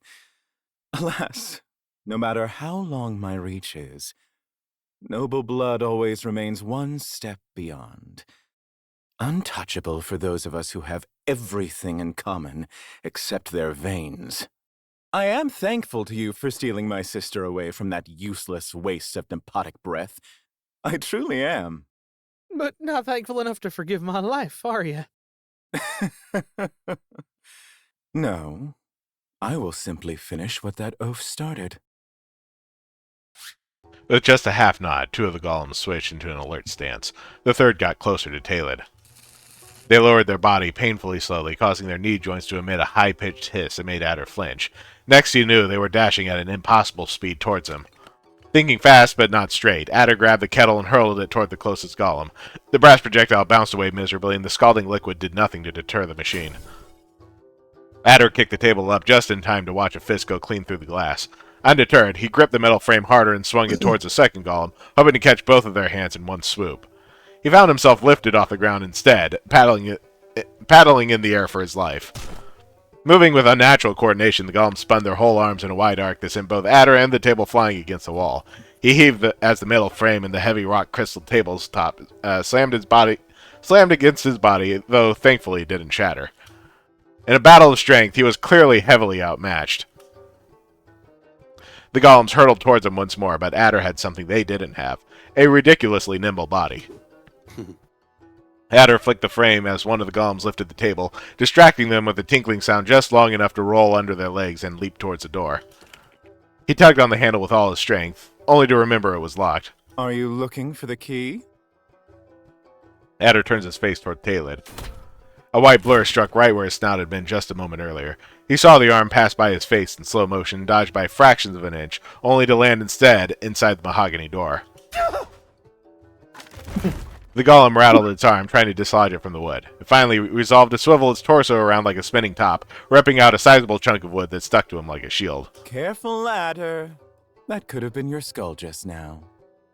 The hole it left behind was bedecked with splinters, a few bristles of yellow fur, and half of the bolted lock. A wild idea started to take form inside Adder's mind. No way! My skull's way thicker than anything these guys could ever break. We'll have to see about that. Adder ducked a surprise right hook from the second golem, only to find himself suddenly splayed against the wall by a shield charge from the first one. His face was left completely exposed to a potentially lethal jab, leaving him with less than a precious second to tilt his neck 60 impressive degrees to the right, leaving the golem trapped against the wall. Down from the ground, emboldened by his successful strategy, Adder spun jump up to send a powerful left upper hook towards the golem's mask. His fist stopped flat against the marble. A narrow crack sprouted up across the artificial face. Ooh. Adder was rewarded with a broken knuckle for his efforts. Ah! The poor boy screamed as he gripped his left hand, cursing and stamping his foot down, while the golem futilely tried to remove its hand from the hole it had punched on the brick and concrete wall. The shielded golem crept up on him from his blind side, punching him right in the pit of the stomach. Adder's body sank down against the wall. Two more terrifying blows succeeded this first one. And just like that, they stopped, giving him just enough space to fruitlessly attempt to limp away. "This ain't nothing," Adder lied to himself as he spat some blood all over the carpet. The golem that just landed hit was approaching him. Another remained next to Taled. The last one continued to struggle to release his arm from the wall. Adder hadn't taken 10 steps when one of the golems grabbed him by the back of the neck, showcasing its quarry for Taled to admire. Sate my curiosity, Adder. How did you plan for this to end? Though the boy wasn't particularly predisposed to reply, focused as he was on keeping down the pastries he'd just eaten, the answer most definitely didn't include a fractured rib or two. He tried to throw a rather miserable punch in the moneylender's direction, only for it to get dodged with supreme ease. You surely didn't think someone like you could emerge victorious. You didn't presume you could merely elope with my sister and get yourself named a knight for your efforts? Something tinkled inside Adder's sash as he swayed at the golem's mercy. You are a shrub, a mere beggar. You will never be good enough for Sep, or Aina, or that pathetic leech Geoff. Adder reached for his purse. So how dare you fancy yourself too good for me? Adder extended a weary, open fist full of tinkling metal towards Talon. I'm so sorry, Mr. Talon. Would you accept this as payment for all the trouble I caused? Talon crossed his eyes down just in time to see 2 metal rivets sticking out of Adder's fist get shoved right into his nostrils. Ooh. The golems jittered as Talon screamed and cursed, clutching his snout. With a well-placed kick to the golem's torso, Adder propelled himself out and away from the automaton's grasp. Still wielding a rivet in each hand, Adder ran back towards a wrecked door and started punching away at the wood, trying to carve a hole that would let him reach the latch. Adder sinned! The golem started stirring behind him. With a force pulled right out of memories and muscles he no longer had, Adder threw his good arm back and tore the door from its hinges. He spun in place and bashed it against the first of the pursuing golems, splintering all over its head and slammed it to the ground. Adder lurched out of the room, holding on his side in place as best he could while the second golem futilely tried to leave the room with a chunk of wood still stuck to its hand. I really don't know why you insist on having him send all that wine. It's not even good. There are much better drinks out there if you just want to batter your liver. Far removed from all the commotion, Miss Rochelle ambled through the corridors of the first floor, a few steps ahead of the golem that held Sep prisoner. You don't even care, do you? You just want it because you can get your hands on it. Whether you like it or not is besides the point. Sep had stopped struggling a while ago. She merely sagged in the golem's arms, her sight firmly set away from Rochelle. This was somehow a greater offense to the older woman. What is it? What are you thinking in that magic brain box of yours? You think that I'm part of this? You think that I wanted any of this to happen? That I somehow plotted the death of that poor hick? Hello, Trust. Oh, hi, Hello. Trust. Hello, Raiders. Hello, Raiders. I gave you the choice to go through with your stupid elopement and let me forget all about you. But no, you came back with your tail between your legs to drag us all down with you, as you always do. And of course, it's now up to me to fix everything as usual. To say, yes, Mr. Talon, no, Mr. Talon, so he won't lift a finger against us for letting things get this far. Like we had a say in all your whims. I used to think you'd thank me when you were older. But the years keep coming and you never seem old enough. I really thought I raised you smarter than this, Sep. This stroll finally came to an end once they reached Sep's door. Slowly, methodically even, Rochelle counted each and every key in her keyring, pretending she didn't know the shape of this lock by heart. It's not fair if you can't even defend yourself, is it? The golem bore its empty gaze into Rochelle as she tugged its sleeve away from Sep's mouth. Raise me? Raise me! How warped can you get inside your own lies? You want a medal for doing the bare minimum to drag my weight through the mud just because you loved my mother? This is all your fault. Can't you see? Ah, so it's my fault for trying to keep you alive. That's nice. With a light pat on his back, the golem started marching again into Sep's room. Rochelle pulled her key up again. All you've ever wanted was to bleed me dry. You never trusted me with my own decisions. You never even cared once about what I needed. I want to see you well, and I want to see you flourish, and I want to keep you from throwing your life away at every turn. You're the one who keeps forcing me to be the villain in your story. What part of that is so hard to understand? How do you manage to make everything about you? If you really care, stop playing the victim for 1 minute and just listen to me, okay? You never had to do any of it. I didn't ask you to. So you've tried to keep me well? Well, you failed. I'm a mess. You're the whole reason I keep trying to throw my life away. Because guess what? I never wanted any of this! Neither did I! Not very far from the argument now, Adder leaped steps in two, running upstairs using rivets as climbing aids in a desperate bid for his life. Just a hair's width behind him, more than well acquainted with the tip of his tail already, two golems chased him relentlessly. Why are you doing this? You don't gotta listen to him! We're all in danger! Huh. Negotiating with machines, are we? Save your breath. They cannot hear you, and they do not need a why either. They will kill you because I ordered them to. No mercy, no emotions. Still halfway along the stairs, seemingly recomposed despite the nosebleed on full display, Talid casually strolled out. Adder flung a flower vase downstairs, trying to buy some time as he scanned the third floor in search of a strategy. They'll only come for me? That is correct.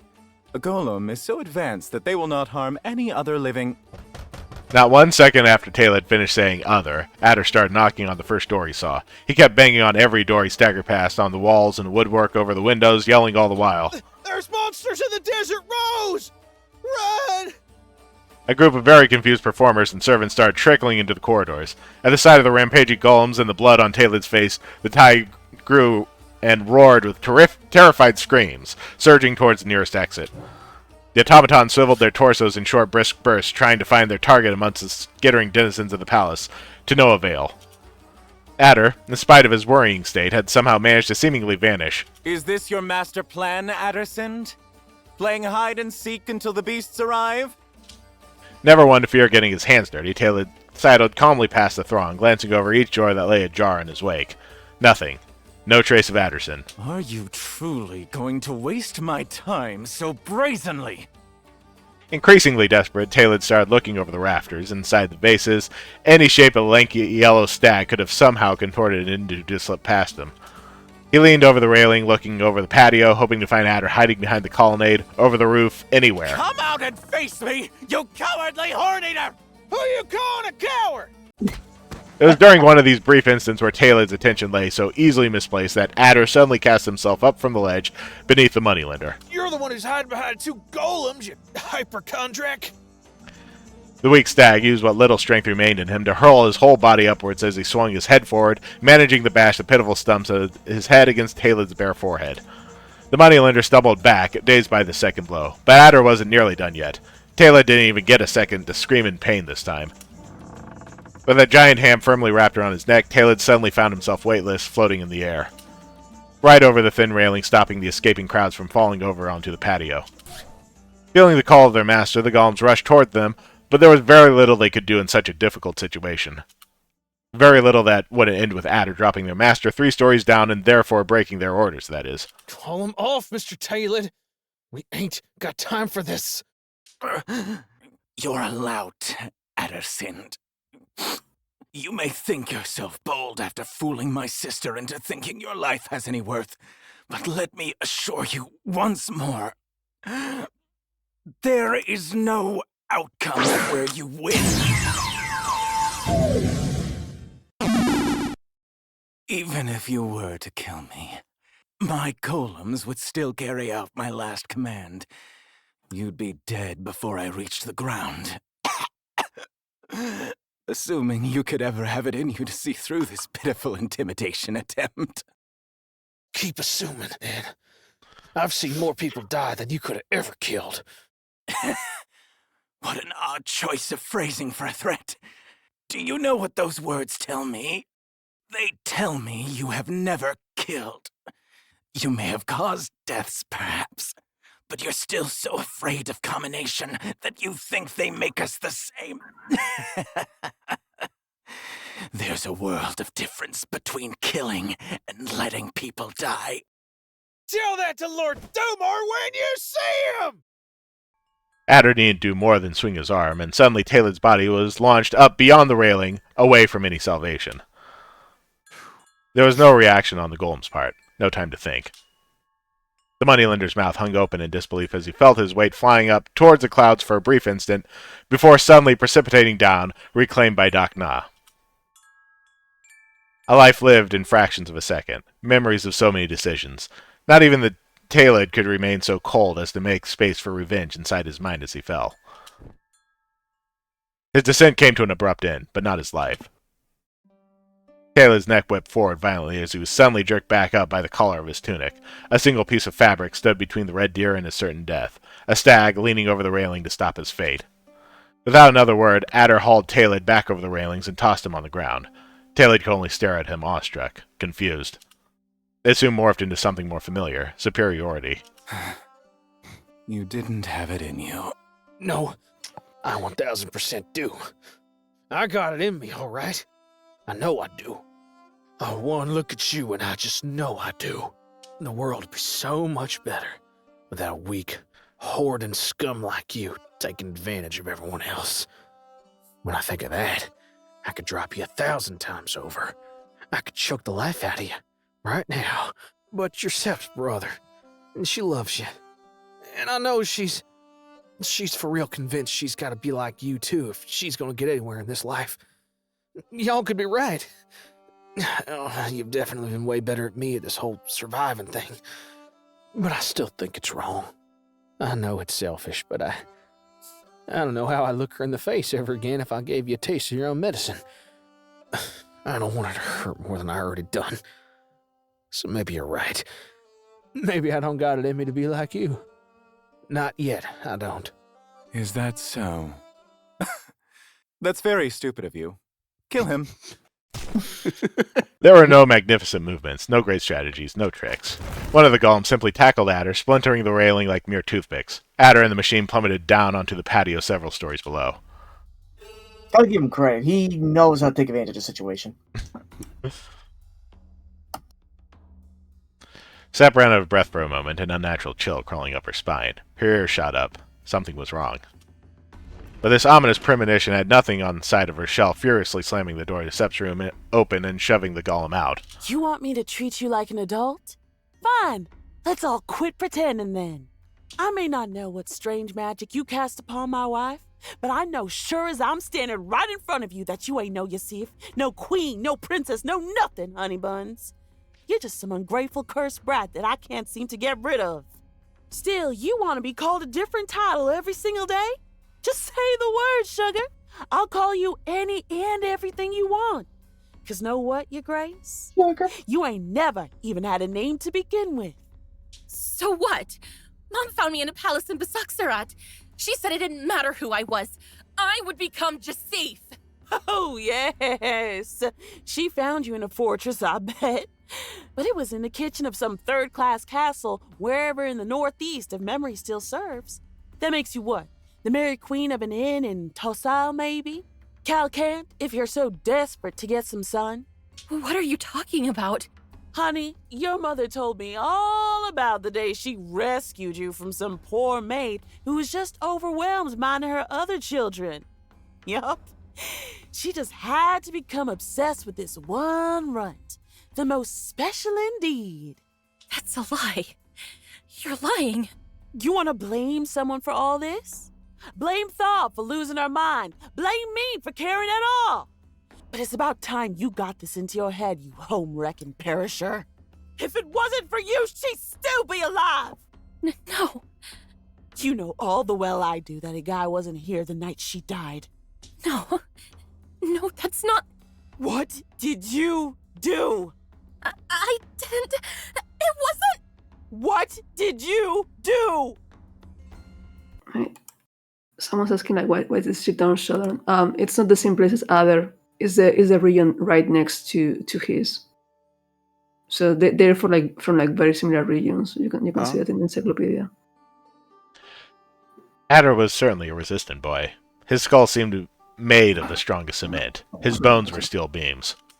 But even the sturdiest house crumbles to pieces when slammed against the ground with the force of a stampede. That's true. Adder blinked once and again, trying to see past the dark haze in his vision and the weight on his chest. He could see a caricature, a face of sorts. The boy had never dared look at a golem up close, much less so in the light of day. He was afraid of what he might find. of testing his convictions. But now there it was, right in front of him, about to kill him. He was all out of excuses, and he could see it crystal clear. The golem's eyes were all wrong. There was nothing inside of it. In the same way one can tell apart the warmth of heated metal and the warmth of a body, Adder could see that these creatures that looked and felt so much like Aina had nothing to do with her.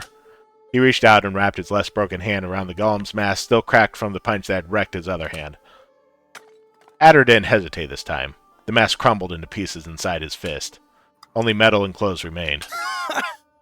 I knew she wasn't. No. Dark again. He heard something metallic falling nearby. 2 sets of steps, then silence. Adder gasped in pain as Taylor's dagger drew a thin trail of blood where it rested on his neck. You put up quite a fight. But it's over, Adder. Taylor lifted the dagger in the air, ready to bear it down full force on Adder's chest. Adder followed the movement of the dagger as it rose to the half-shut eye, until a little flame sprouted in a corner of his side instead.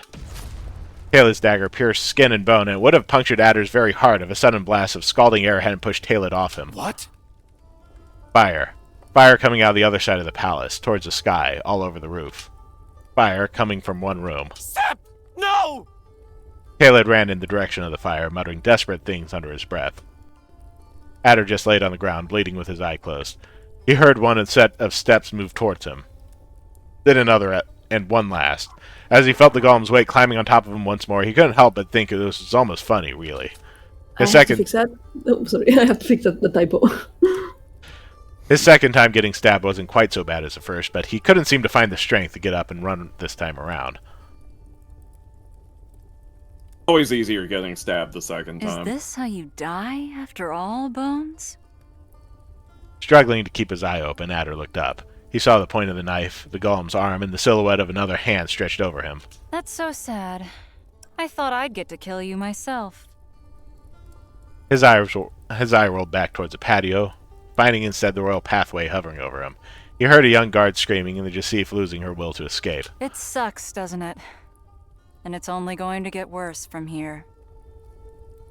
He felt the ground falling under him, bereft of the power he had when he jumped down with Sep in his arms.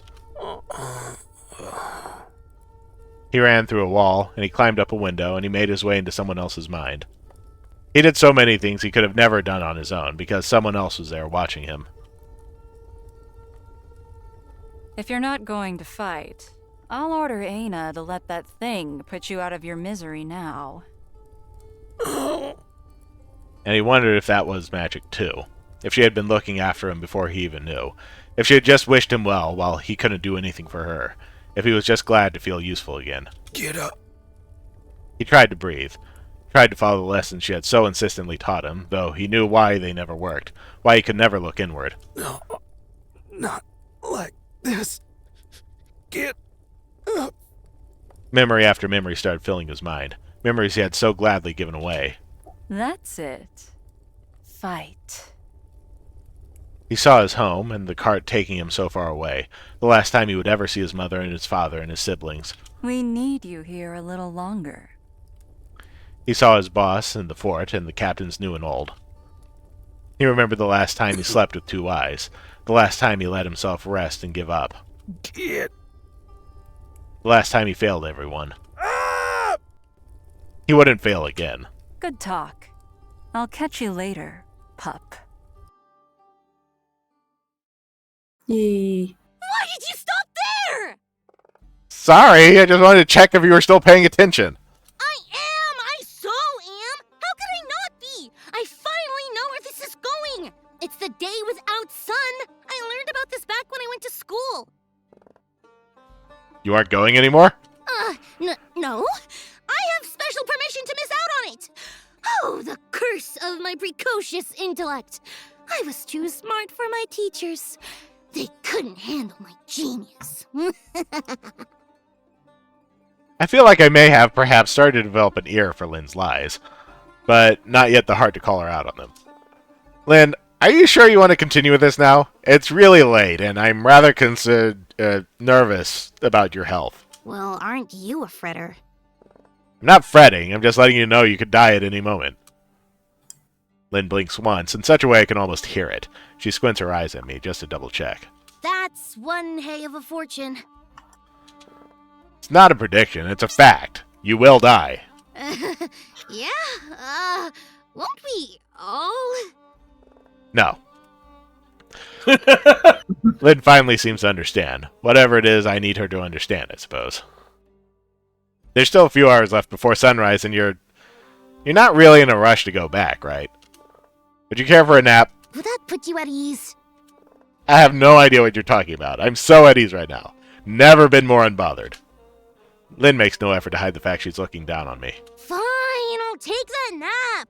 But let it be clear that it's for your sake, not mine. And not because I'm a kid. Of course.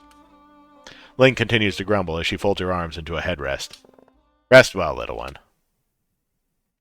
Moments pass in silence.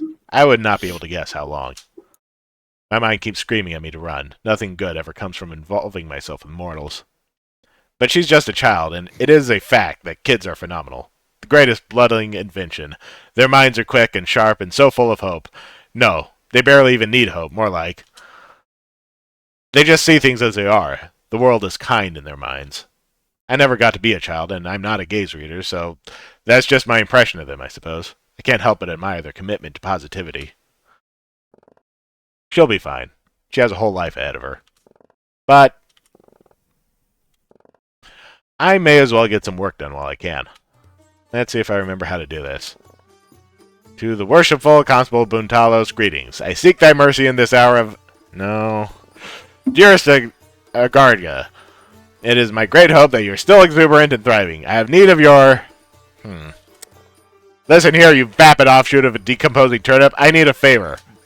I nod to myself, content with my great progress in the field of writing an introductory letter, and proceed to reach out for another sheet. This one's already been mysteriously smeared full of ink. As I draw the new sheet back, I realize I've gotten hold of the sketches Lynn was doodling. Her smug kid face sits, turned on her cheek at the other end of the table, pushing the page towards me. Did I do Sep's butt justice? I don't know, what do you think? No, not really. I remembered it a little bigger. I'm starting to think you like to exaggerate her assets. You just weren't there to see it, Lynn. I'm sure you can tell me all about the greatness of my ancestors. Weren't you gonna take a nap or something? Yeah, I was. Lynn's half-closed eyes glide back to the drawing. Her insolence remains unreadable. You know, one of the first lessons you learn as a gaze reader is that nobody is really coherent. People can believe two opposite things at the same time. Our thoughts don't need to make sense. Most people can't really tell why they do the things they do until somebody else tells them. And that other person is just guessing. Why are you telling me this? Because I know that you want to leave. And I know that when you leave, you'll be gone. I've seen that from the start. And I won't ever find out the actual why, because not even you know why you'll do it. Lynn. I don't want you to go digging for excuses now. I just wish you wouldn't try to convince me that you're doing it for my sake. I do worry about... It occurs to me that perhaps this is the problem. That I still cannot say these things, so I need to say. Or that after so long, I'm no longer required to.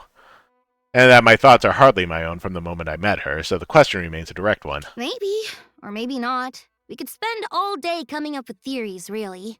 I understand that people don't always have a reason to want to leave everything behind and start anew. Did you have one? A brief twitch breaks Lynn's current stroke, leaving an ugly blotch of ink in an otherwise pristine page. There's a dramatic lack of sound around her as she stares at it. I can't believe this! You truly are a dismal narrator! Stories are meant to be told one at a time! That's right, I'm sorry. Good thing I have such an eager writer here to fix all my shortcomings. Indeed! How fortunate you are that I am here, and that I am rested and ready to finish this story. That makes two of us. The end. Yes, we shall reach an end tonight if we hurry. No time to lose, then. Chapter 5. This is it. Oh, City without us. What better way to end a story than when things have already gone south?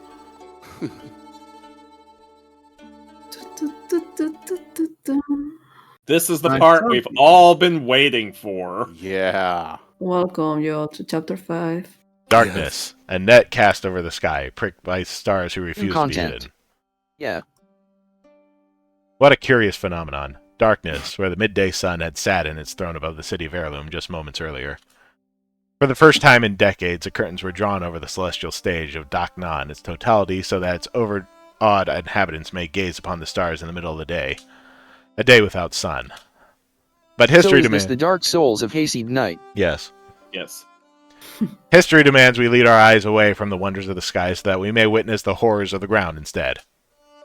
The story of our protagonist starts and ends with a corpse. And I am almost certain that it was a corpse, not a breath left in his lungs, not a beat left in his heart. Still, it moved. Magic or pure instinct? To this day, I still don't know, but after a scream the likes of which the world had never heard, streams of blood running from the open chest trickled down into a drip.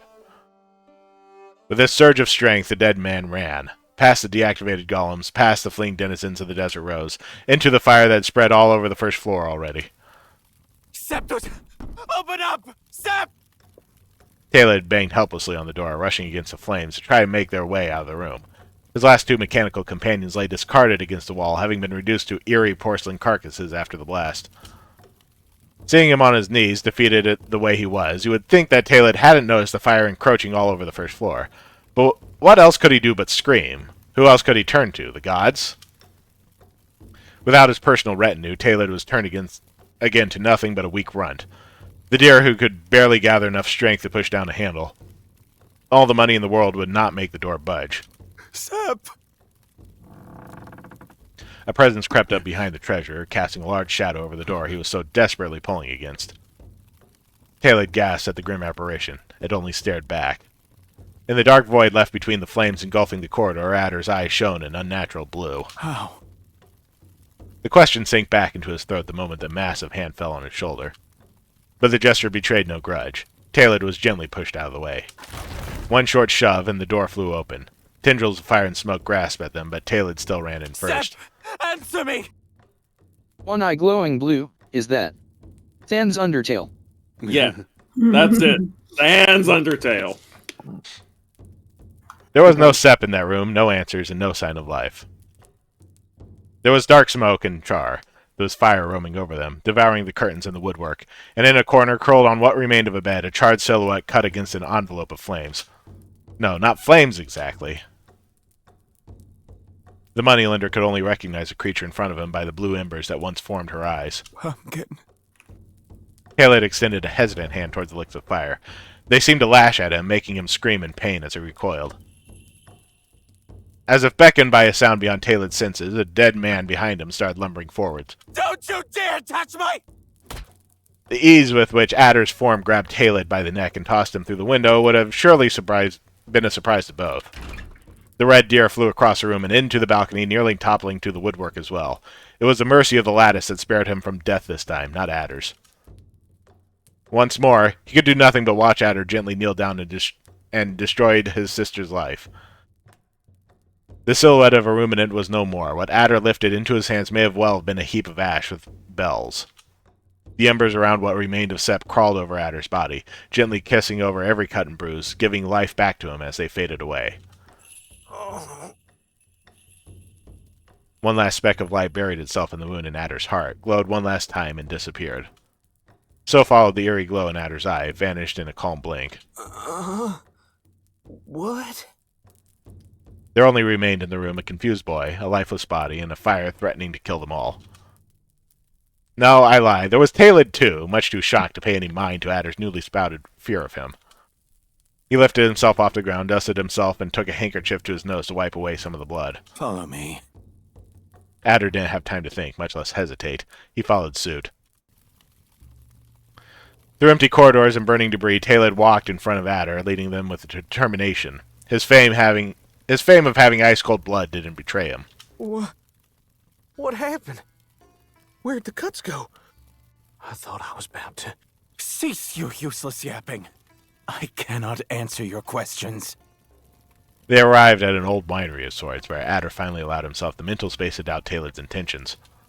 He certainly wasn't sure how to feel when the moneylender unbolted a conspicuously clean grill and signaled him to pass first. We cannot risk leaving her exposed to the elements. This is the best I can offer. Her? Adder turned his head to the hands he'd automatically kept locked against his torso since he came to. They felt heavy and cold. The realization of what it was that he was guarding so fiercely made his stomach turn right up to his throat. Don't let a single speck fall. Adder turned his head between the pile of ash and Taylid, who was already making his way into the grill. Any child could have told you what to do with the ashes of the departed. Throw them in the air, sink them into the sea, let the current take them away, so that the Hatsa may carry their strength through their new body. Holding on to them was wrong, but then again, nobody wanted to be right. Splash, splash, their hooves left short-lived prints in the dew covering the gravel below them. In other circumstances, Adder would have pondered whether Taylid lacked a sense of smell. It was the only logical reason he could find as to why the loner seemed so willing to spend his days crawling around dark passages and sewers. As it stood, however, Adder could only keep his eye focused on his palms and the glow emanating from them. It's not true fire. It shouldn't pose any risk of combustion. Taylid wasn't talking to him, not really. He mumbled secret whispers to himself as they traversed the overwhelming darkness, guided only by the flickering light that Sep's remains offered. It gave neither of them any consolation. She's strong enough. She'll make it, she will. It became obvious to Adder at some point that Taylid wasn't just trying to reassure himself anymore. Why are you helping me? I am not. I am using you to ensure her safety. A terrible laugh exploded before it even reached Adder's throat. It sounded miserable. You really are like two peas in a pod. Don't you dare take such liberties with me! You only stand before me because my sister needs you more alive than I want you dead! Once that stops being the case, I will come and claim my dues. Taylid turned briskly and made into the darkness, far from Adder's reach. Adder tried to pick up the pace as well, but he soon realized that with every step, whatever remained of Sep glowed a little less brightly. Mr. Taylid, wait! There was no need for that. Taylid suddenly stopped in what seemed like a dead end. Before Adder had a chance to voice any concerns, a fugitive ember flew up from Adder's hands, revealed a small metallic ladder built into the old brick wall, and vanished into a trapdoor. Go. Take her to Pertok. He will know what to do. Aren't you coming? I cannot be seen with either of you. Just go. This conversation never happened. There was no point in arguing with Taylid. Even Adder knew this. It was Taylid, however, who seemed to forget. The moneylender hadn't even walked a few paces when he turned back again towards Adder. He drew his knife and held the blood-stained edge high for Adder to admire the color of his own veins. Keep her safe, no matter the cost. If anything happens to Septut, I will not grant you twice the kindness of death. The city will be painted in red. Taylid disappeared into the tunnels, but his presence remained strong. There was no way but forward. Adder looked down one last time at the heap of dust within his hands and the tinkling bells grazing his palms, the image of the woman he loved dissolving into something unrecognizable. He felt his chest heave as he tried to choke back a sob. He couldn't afford to think yet. He didn't want to risk a single tear falling over the fire. Adder started climbing the ladder with only his right hand in his teeth, being extremely careful not to let a single ash fall from his arm. Daylight seared into Adder's pupil, burning the image of pale silhouettes of clouds and buildings and people all around. The absent sun had returned, and it was doing him no favors, here in an alley on the edge of Pilgrim Hill. At first he tried to walk quietly, to mind his step, not to tumble in the slightest, but it made no difference. He soon came to realize that the weight in his hands was starting to feel lighter. There truly was less and less of Sep with every step he took. Adder trudged against the agitated, gossiping masses gathering around 3rd Street, cutting right through the throng of people looking at the sky and panicking over the smoke in the distance. He never exerted his body like this, and something in the back of his head screamed at him to stop, but Adder wasn't used to listening to his brain, and he wasn't about to start now. Amen to that.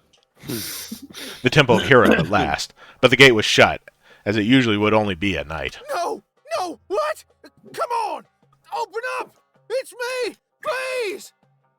His mind struggled to recall who it was that would usually open the gates for him, but he banged on the doors desperately all the same, well aware that he couldn't push them down, and that they wouldn't welcome the likes of him anymore. Stay with me. Stay with me. We're here. It'll be all right. Adder pulled his handkerchief out from his sash and wrapped it around the cooling ashes. He checked to see something still glowed within its makeshift container. Desperate now, Adder spit on both of his hands, rubbed them together, and sank his fingers into the crumbling wall, grabbing the knot of the handkerchief with his teeth. And so he started climbing towards the forge, one broken brick after the other, the whole front threatening to fall right under his hands.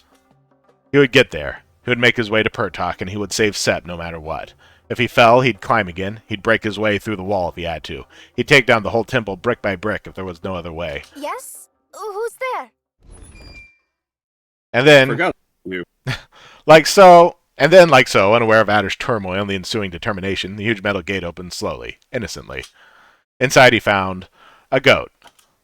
They exchanged silent glances. She gawked at him, clearly flummoxed at the sight of Adder trying to climb the wall. He stared at her briefly, wounded about how quickly he'd been replaced in his sweeping duties. A moment later, and the tip of the broom was raised like a spear against him. Go down off the wall! Now!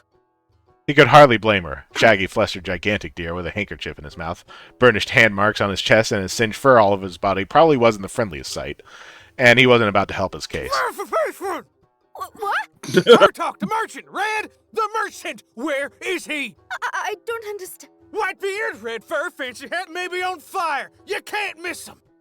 Adder finally craned his neck from the temple far behind the gate to the ibex right in front of him. She looked panicked and just short of poking his one remaining eye out with a broomstick. I don't know. Adder mouthed a hardly felt thanks as he rushed in past her and took right into the inner patio. Focused as he was, he barely noticed the goat following him through the cloister. Wait! Dear, wait, please! I'm real sorry, man, but I ain't got time to... No, wait! I said wait! I'm sorry, I give you during problems. I see. I can listen them. That's why I love this dialogue.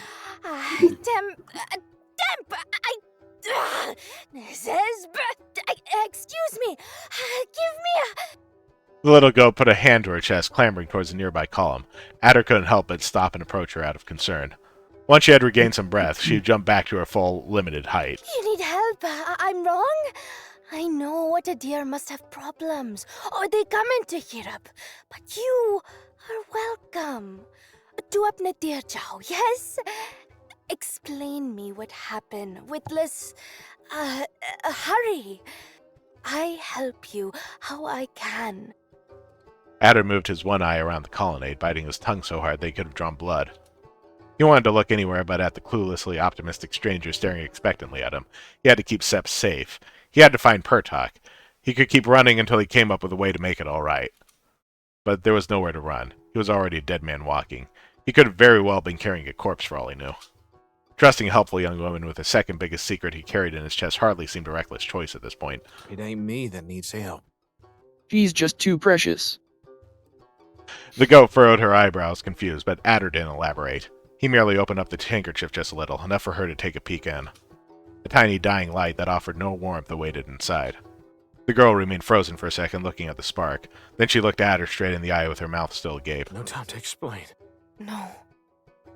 The goat took a deep breath, eyes shut in resolute expression. Without another word, she dropped the broom and sprinted across the patio.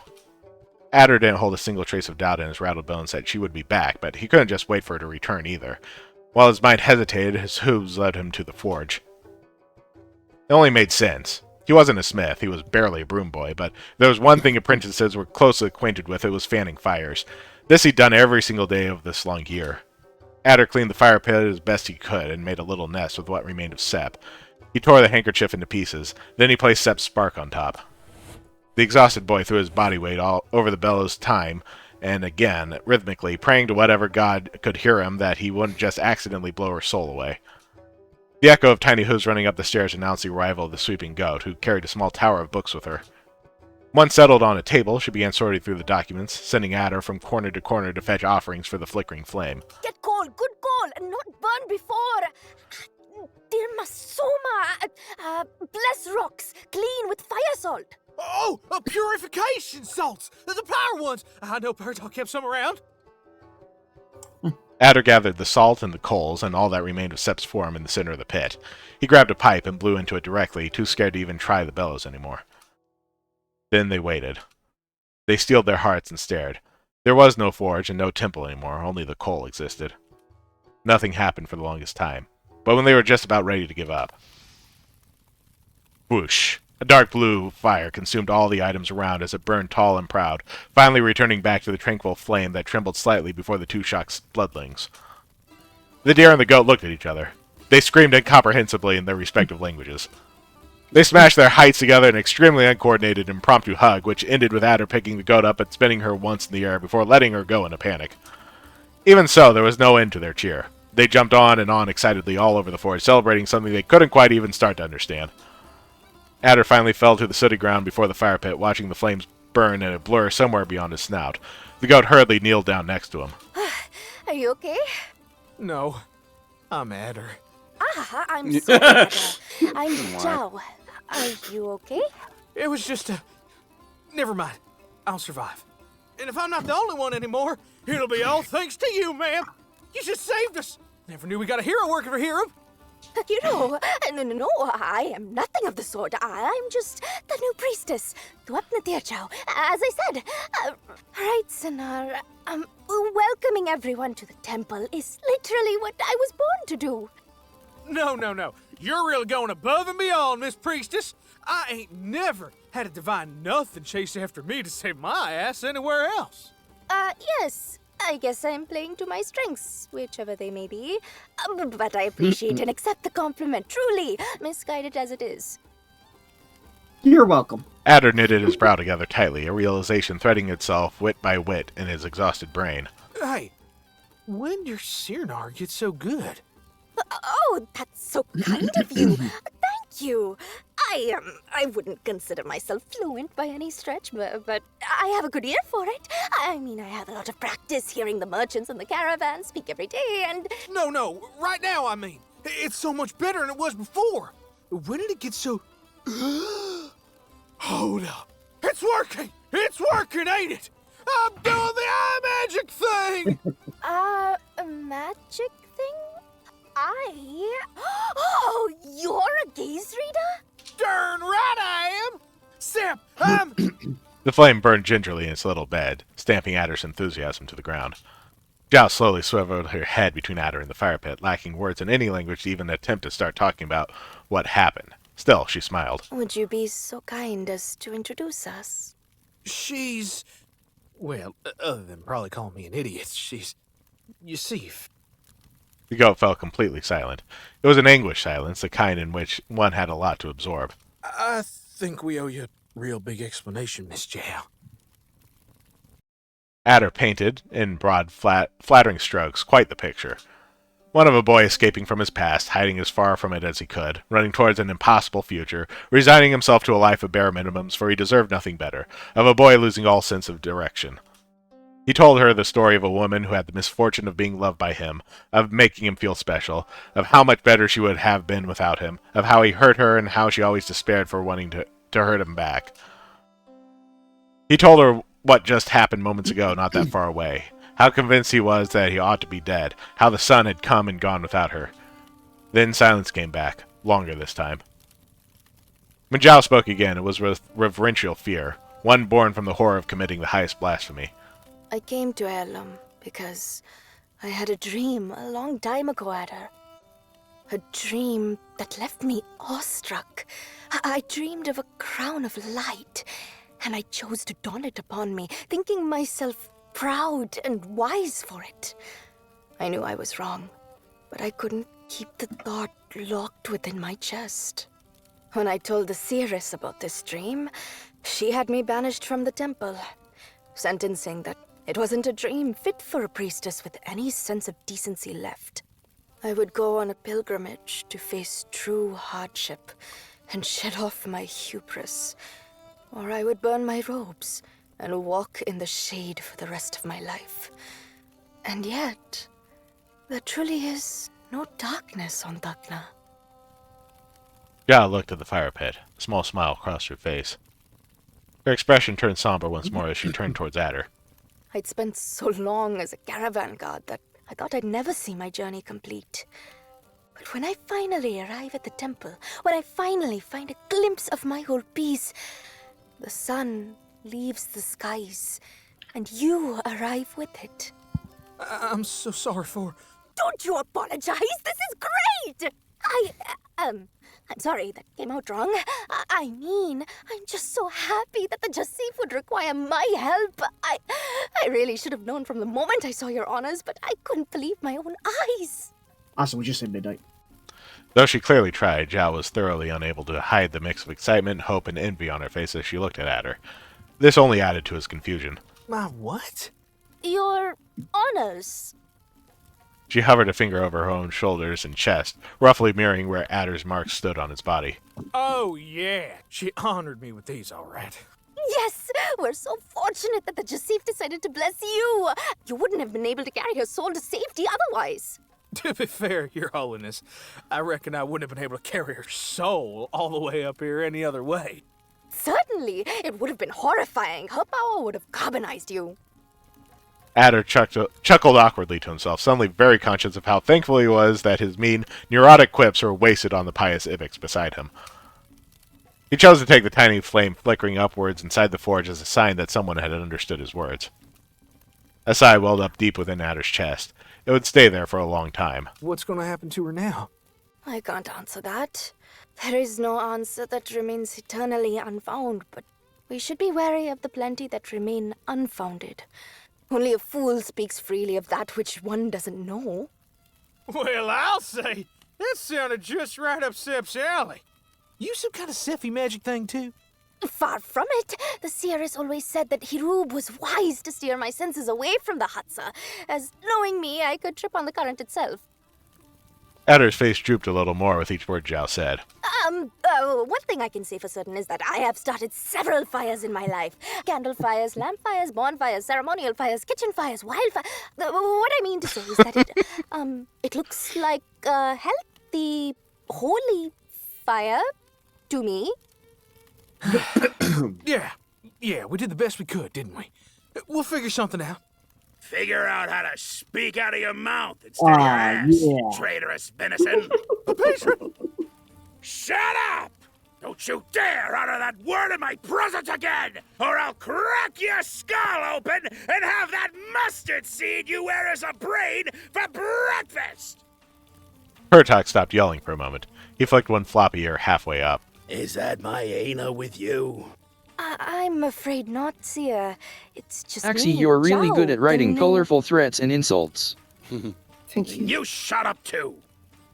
Adder and Zhao exchanged a brief look, an understanding that they now shared a small, unexplainable bond through their shared laborial miseries. But this was not the moment to discuss the benefits of unionizing. Adder's brain was working overtime today. Aina. Yeah, Aina! I saw her earlier, sir. She was with her... sister? Ah, that girl. The storm remains unpredictable, no matter its form. The merchant removed a few straws from Sep's nest, making the flame lash at him. Always one to bite the hand that feeds you, daughter of Thor. Adder and Zhao shared concerned looks behind his back. How did you know she... I already told you, you nimwit. The stench of a Jasip is not one to ever escape my nostrils. It should be ambition, conquest, and pride. But I smell nothing but despair now. Her soul must be starved. Who did this to her? I think she probably did this to herself. Not on purpose, I don't think. See, Miss Rochelle took her away to her room, and then Taylor tried to kill me, but then I looked up, and he looked too, and the desert rose caught fire, and the sun went out, and... Ugh, I knew this would happen. What do you mean you knew? I mean that I knew! It was obvious. That brat's always been too weak-hearted to be Jasif.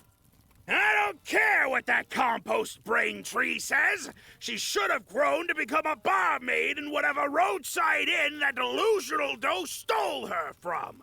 Let history forget about her. She's not fit for royalty.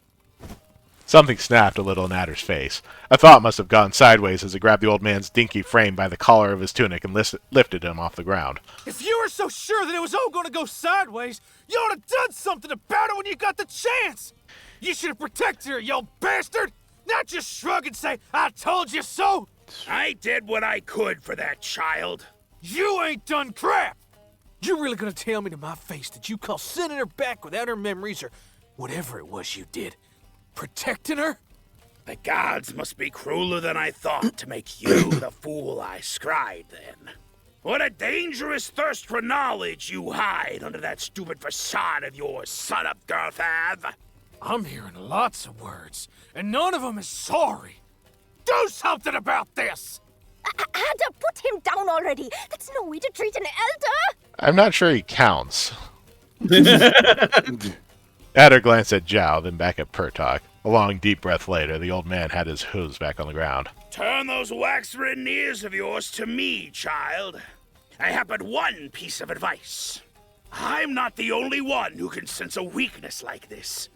My daughter, she's even better than me.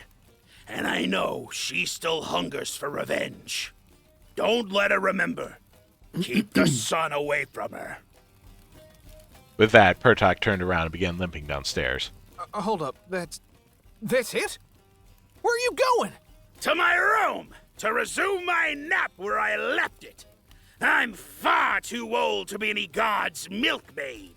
What are we supposed to do then? Get your ass out of my temple, that's what! Don't you dare ever show your face around here again, son of Gurfad! You and that loose piece of charcoal are not welcome anymore! Say what? Where are we supposed to go? I don't care!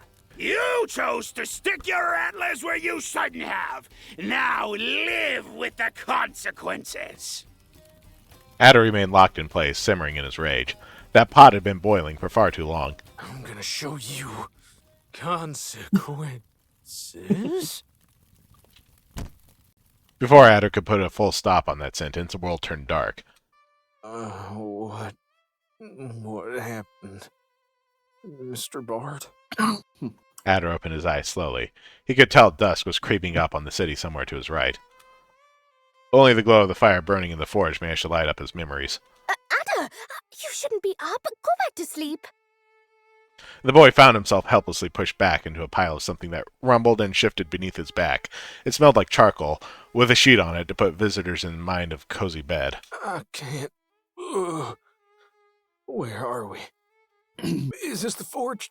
I thought you wouldn't want to be separated from her. Didn't Mr. Pertok say? I know what the seer said, but that's not the way of the gods. I'm not letting him drive you out in your state. Not even if you're the filthy, backstabbing Dota Salia I've heard so much about. The what? Anyway, please lie down. You're in no condition to walk. Sure I am. Look at me. If I fall down, I could just cartwheel away. Ada, this is serious. One look at Zhao's face, and Adder immediately lay down. I've known warriors to stand and fight long after their consciousness failed them, driven only by instinct. But it was always a matter of time until their body gave up. Some of them never got up again. A failing mind is no joke. I wish I had noticed sooner. I can only imagine how hard you must have fought to protect the Jasif and reach us bearing wounds like those. Come now, they ain't so. Adder held onto the water basin next to him. He immediately screeched in pain at the motion. His face was a myriad of cuts and bruises. The long gash in his neck still bled. His left hand was broken beyond use. The deepest, most critical wound in his chest had been stitched and tightly bandaged, but blood was still peeking through the fabric. All the injuries he thought magically healed made all the worse by exertion. Damn it, Sip. Oh, why's it always gotta be smoke and mirrors with you? There is no magical cure for injury, Ada. Time takes time. Nah, time lives inside your mind. Didn't you know? Adder sat up all of a sudden, finally taking note of the situation at hand. He immediately regretted doing any of that. How long have I been out? Less than half a day. Not nearly enough to recover from whatever it was that stomped over you, so please just go back to sleep. No, sleep? What are you saying? I can't be wasting time like this. There's Ana. It's Sep now. Y'all's gonna be somewhere out there too, and 3, I beg you. I ain't got time. I ain't got it in me to do this alone. Adder tottered over across the forge, unable to command his legs to stop trembling. His fall came as no surprise to either of them, but it still managed to put a dent in his heart. The boy only looked up from the depths of his despair when he felt a tiny hand on his shoulder, a reassuring smile half covered by messily kept bangs falling after. I know it must feel hopeless right now, but you're not alone, Ada. And I'm not just talking about the physical realm. The sun is always ahead of us, lighting the way to tomorrow, even when we can't see it. And now it's literally shining right in front of us. It will be okay. Okay? Adder turned his face towards the tranquil flame in the forge. Though Adder was used to seeing the Jasif as a far more solid existence than Zhao, and therefore couldn't share her optimism, the fire didn't give a single damn about his feelings. It was just there, a lazy flame resting in its cozy abode despite everything that was going on around it. Just about the most Sept thing it could do. Uncaring, unbothered. A cruel god. Moisturized, staying in its lane, thriving. Besides, this is the royal temple of Hirub. Not just a place of worship, but a monument to power knowledge. We have the wisdom of hundreds of sages before us, preserved to piece together the answers to every question we could formulate. How's a bunch of old dead people gonna help us stop one from... Something twitched above him. Then came a growl like that of a heavy rock being dragged. The yellow gleam stared at them from the shadows above the forge. Zhao made to turn around, following his line of sight, but Adder immediately put a hand on her shoulder and snapped her whole body back towards him. No, you know what?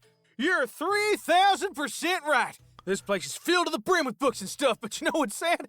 None of that matter to me, because I can't even read my own name. All Anderson, son of Griffin, can offer is his bronze, because he's just smart enough to know better and to offer his brains. And I won't be able to give even that much if I don't rest a little more. Can I ask you for a teeny tiny little favor, though? Could you help me find my shepherd's crook? My walking stick, that is. I used to carry it all the time before I came down to the city. It sure would be a big help right now. But I ain't got no clue where in the temple I could have left it. Of course! You don't even need to ask. And please, take as long as you want. I'm sure the seer will eventually come to his senses and allow you to stay. We just have to hold on a little longer. Adder felt a rare twinge of guilt for the lie he just told. He actually knew with astounding precision where his old shepherd staff was, right there in a corner under the table where he always used to have his lunch. But now was hardly the time to fetch it. Adder pretended to lie down again in his pile of charcoal, keeping his eye closed well after Zhao's steps were out of earshot. When he opened it again, a wolf was straddling his chest. What the? Hey, boss, you here to watch me work? I was just about to get on with my day after the beating I took earlier. Thanks for dropping by, at least. Haven't I been nice to you, Bones? Huh? I rescued you. I brought you food. I gave you a name. Haven't I been nice? Yeah. Then why did you lie to me? That's a very naughty thing to do. And you know what I do with naughty boys. And that's the part I don't understand. Isn't this what you signed up for? Did you change your mind? Would you rather run and let the deer make a bloody mess out of you than stay by your nice friend's side? Eka finally climbed off Adder's makeshift bed. She started roaming around the forge. By all means, tell your new friend all about us. I'd love to have an excuse to try some gazelle. She's a goat, and leave her alone. I wasn't gonna say a word about y'all. Wow, that's what I call a scary face right there. I didn't know a deer could snarl. Did Aina teach you that? Yeah. Is she with you? I hope so. She hasn't misbehaved once since she came back. I suppose it was just a bout of sentimentalism. I heard she was prone to those. Could have been a pretty perfect night, if two mischievous landlubbers hadn't run and ruined our party. Eka slid back towards Adder as he made the effort to sit up from his bed to meet her. She bent her body until her eyes were in line with his and smiled. Do you want to know how I found you? You want to tell me? The wolf pointed her long snout against the gash on Adder's neck and smirked. You cannot hide from me. Still smiling, she dragged a soft clawed thumb across the bandage. The thin canvas tore easily under a nail, revealing a trail of fresh blood. Eka traced the outline of the cut with her finger, making Adder gasp in pain. A lesser wolf would have eaten you right away. How fortunate you are that I am Eka. As if to finish making her point, Eka took the bloody fingertip to her mouth and licked it clean, holding Adder's gaze all the while. Yeah, nothing horny about any of this. This is so sexually charged. Great. I love her. Look. She's a wolf. He didn't dare break eye contact, not even once. Something deep down told him he couldn't afford to flinch if he wanted to live. You know, I learned something very interesting thanks to your escape. It seems the concept of family is quite different here to where I come from. fawns are pups, and siblings and littermates are similar enough. But mothers, let alone fathers? It's hard to have those when it takes a village to raise a litter. So when I followed you here and saw the red angry grazer upstairs, I thought that maybe I could have 2 or 3 fathers. It sounded right to my ears. But then I thought about it again, and I figured, nah, they were just messing with you. Eka put a hand on the wall and craned her body forward, forcing Adder back down. Where's my dad, puppy? I can't seem to find him. Adder turned his face towards the forge. He half expected to find Sepp shrugging back at him. Dead? Eka's ears perked up. She threw her head back, clearly doubting this claim. Then she raised her snout in the air and sniffed around. She tilted her head to one side and the other, as if failing to make sense of something that was very evident. Oh, that sucks. Or maybe it doesn't. Your friend kind of sounded like a splinter in your gums, if you catch my drift. A big splinter. No, an enormous, juicy, fatty marrow bone. The whole loin, really. As he watched a thin trail of drool fall off Eka's lower jaw, Adder tried very hard not to think about what it would have become of Sepp if they had stayed at the ship. That was the very instant he decided he wouldn't be caught without his staff ever again. Well, whatever. I guess that saves us some time, then. Hey, so I know this really ain't the kind of question one ought to ask in this situation, but, just to make sure I'm getting this right, boss, aren't you, mad about this whole thing? What's the word? It's an ambiguous situation. Like, who's even at fault here? You for lying? Or me for thinking the first gazelle I saw would be my father? All I knew about the 2 of you is that you were a yellow deer and a very angry red gazelle. And that wasn't a whole lot to go by. It could have been anyone. It's hard to tell grazers apart just by shape and size. You all smell delicious. If only every deer was like you, Bones. Then I wouldn't be easy to tell apart anymore, right? Wow, I hadn't even thought about that. You're a thinker, puppy. A really smart one. That's how I know you won't try to trick me a second time. Remember, I'm your boss now. Haven't forgotten once, ma'am. Ma'am. Ma'am. Doesn't get old. Eka pushed her hat down as she walked towards the colonnade that looked over the yard on 3rd Street. To be perfectly clear, Bones, if you weren't so important as you are, I would have plucked out every last bristle of hair on your body and eaten you from the inside out by now. Adder followed Eka's line of sight. Some 50 Barhans had gathered in the patio of the temple, forming a small, unconnected groups like those that would gather before the shows. Lucky, lucky Bones. Always the star of a crowd. The next time you find yourself in the middle of 1,000 stairs, keep in mind that every breath you take because you're more useful to me alive than dead. Every breath you take. Yeah. Boo. I saved you. I kept you safe. And just like that, I will tear you apart, limb by limb, and feast upon your entrails while you look, if you give me one more reason to. Eka dragged her hands lazily up the side of Adder's neck until they rested comfortably on the base of his jaw. She grinned. I'll find us some cake the next time I visit. Don't think I've forgotten. Be a good pup now. Don't get your head bitten off. She put an end to her remark with a little clack of her teeth. At last, the captain slinked away. A sudden thump near the doorway made Adder jump in place. He slowly turned around just to find a frozen goat and a lot of random canes scattered across the ground behind him. Miss Priestess, gee, you're fast, ain't you? Sorry to make you run around like that. Turns out my stick was just... Who was the tall lady? Adder needed a second to even attempt to decipher what it was he was looking at. Zhao's eyes were practically sparkling. That was a... Oh, Zhao has a type, huh? Dropping by for a quick inspection. Never mind her, though. What's that all about?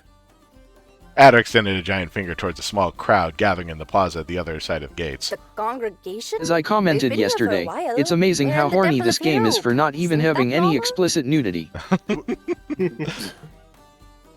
Ma'am, I've been playing errand boy for well over a year now. Whatever that is, normal it ain't. I ain't ever seen a gazelle prey here. How come there's 3 dozens of them now?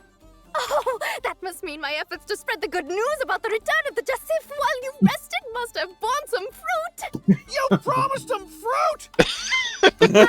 I honestly wasn't sure anyone was going to pay any mind to me, given my linguistic skills.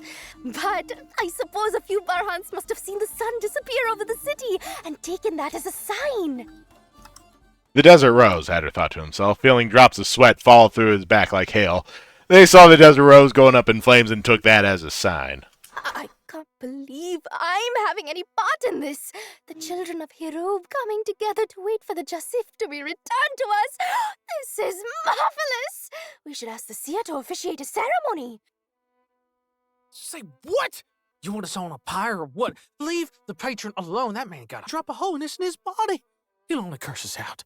That's a risk I'm willing to take. We can't not pray now if Heirloom's faith is truly so feeble. It's our moment to be audacious, inspire them, and show them the way of the... Oh, no, ma'am. Working at the temple don't make me a priest. You go and pray all you want. I'm out of here. Me? But I can't possibly... I mean, yes, I am nominally a priestess, but I'm the kind that sweeps the temple and lays the table, not the kind that lectures. I can barely string two words together in Basaktet, never mind Sanar. Jal, come on. You don't gotta give the speech of your life. Just talk them up a little so they can go home in peace. I'll be back there keeping an eye on y'all as queen till you're done, okay? Ada, do you believe in fate? Not when you ask me like that. I know we just met, and I know that you're barely in any state to stand vertically, but I'm sure there's a reason destiny brought us together. The main one being Elagrab's terrified of fire, and you were walking by when I got sacked, I bet. Not that. I'm talking about something deeper than chance. Providence, the work of the divine. The gods give where they take, Ada. You have been blessed with a loud and beautiful voice to make up for your looks, and the talent to read gazes into the hearts of those around you to make up for everything else. What are you trying to rope me into here? I'm positive that you could make a great orator if you tried. Won't you kindly translate the prayers for me? No way! Nope. Nuh-uh, ma'am. Don't take me wrong. If you'd asked me a week ago, I'd have gladly got that done for you, Miss Priestess. I lend my voice box to my friends on the daily. But I can't show my face in front of the whole city right now. We'll be in trouble. Oh, I know this struggle well. But please, don't be so hard on yourself. You're not so exceedingly horrifying to look at, even with the wounds. You're pretty leggy, that helps. This ain't about my mug. I'm saying I'm a dead man if any of them recognize me. Adder reached into his sash and pulled out the wanted poster Miss Rochelle had thrown at him on the way to the Desert Rose. Irbamad, that is quite the list of crimes. What does this fornication part mean? I think it's stabbing someone with a fork. And that I promise you, I ain't never done it. It's the best I've ever written. Thank you. Thank you. Jal's hand shook a little as she gripped the paper. She bent it into a ball and screamed to the measure she could over it. It doesn't matter. I said I do not care about your dubious past, and I stand by it. I serve the sun, and so do you, and that makes us friends now. And friends are supposed to help their friends, help them give speeches in front of the whole village. Hello, Foxo Gaming TM. Hello. We need a makeover. A what? Makeover! This seems like a good place to pause. Yes. All right. I think so. All right, Great chapter. Wow. This is already going all kinds of places I didn't expect it to. Yeah. Look, when I said it was Sepp is dead? Question mark. Sepp is dead. The rumor come out. Does Sepp Jasif is dead? Look, when I said it was differently horny, I meant it. Okay. Oh man, I am feeling so many. There's a lot of emotions right now. It's plot twist. Everybody just picks off their horns and throws them in the air. Well, hopefully we can get through this before I leave for TFF. I have no idea if we would be able to. I get the feeling we will. We'll see. All right. we are heading over to Sylvixen. Go give her a lot of Roo Croo love, and we'll see you all next time for the next part of Chapter 5. All right. Right. Thanks, Maxie. And Good night, everybody. Have a good night. Bye-bye.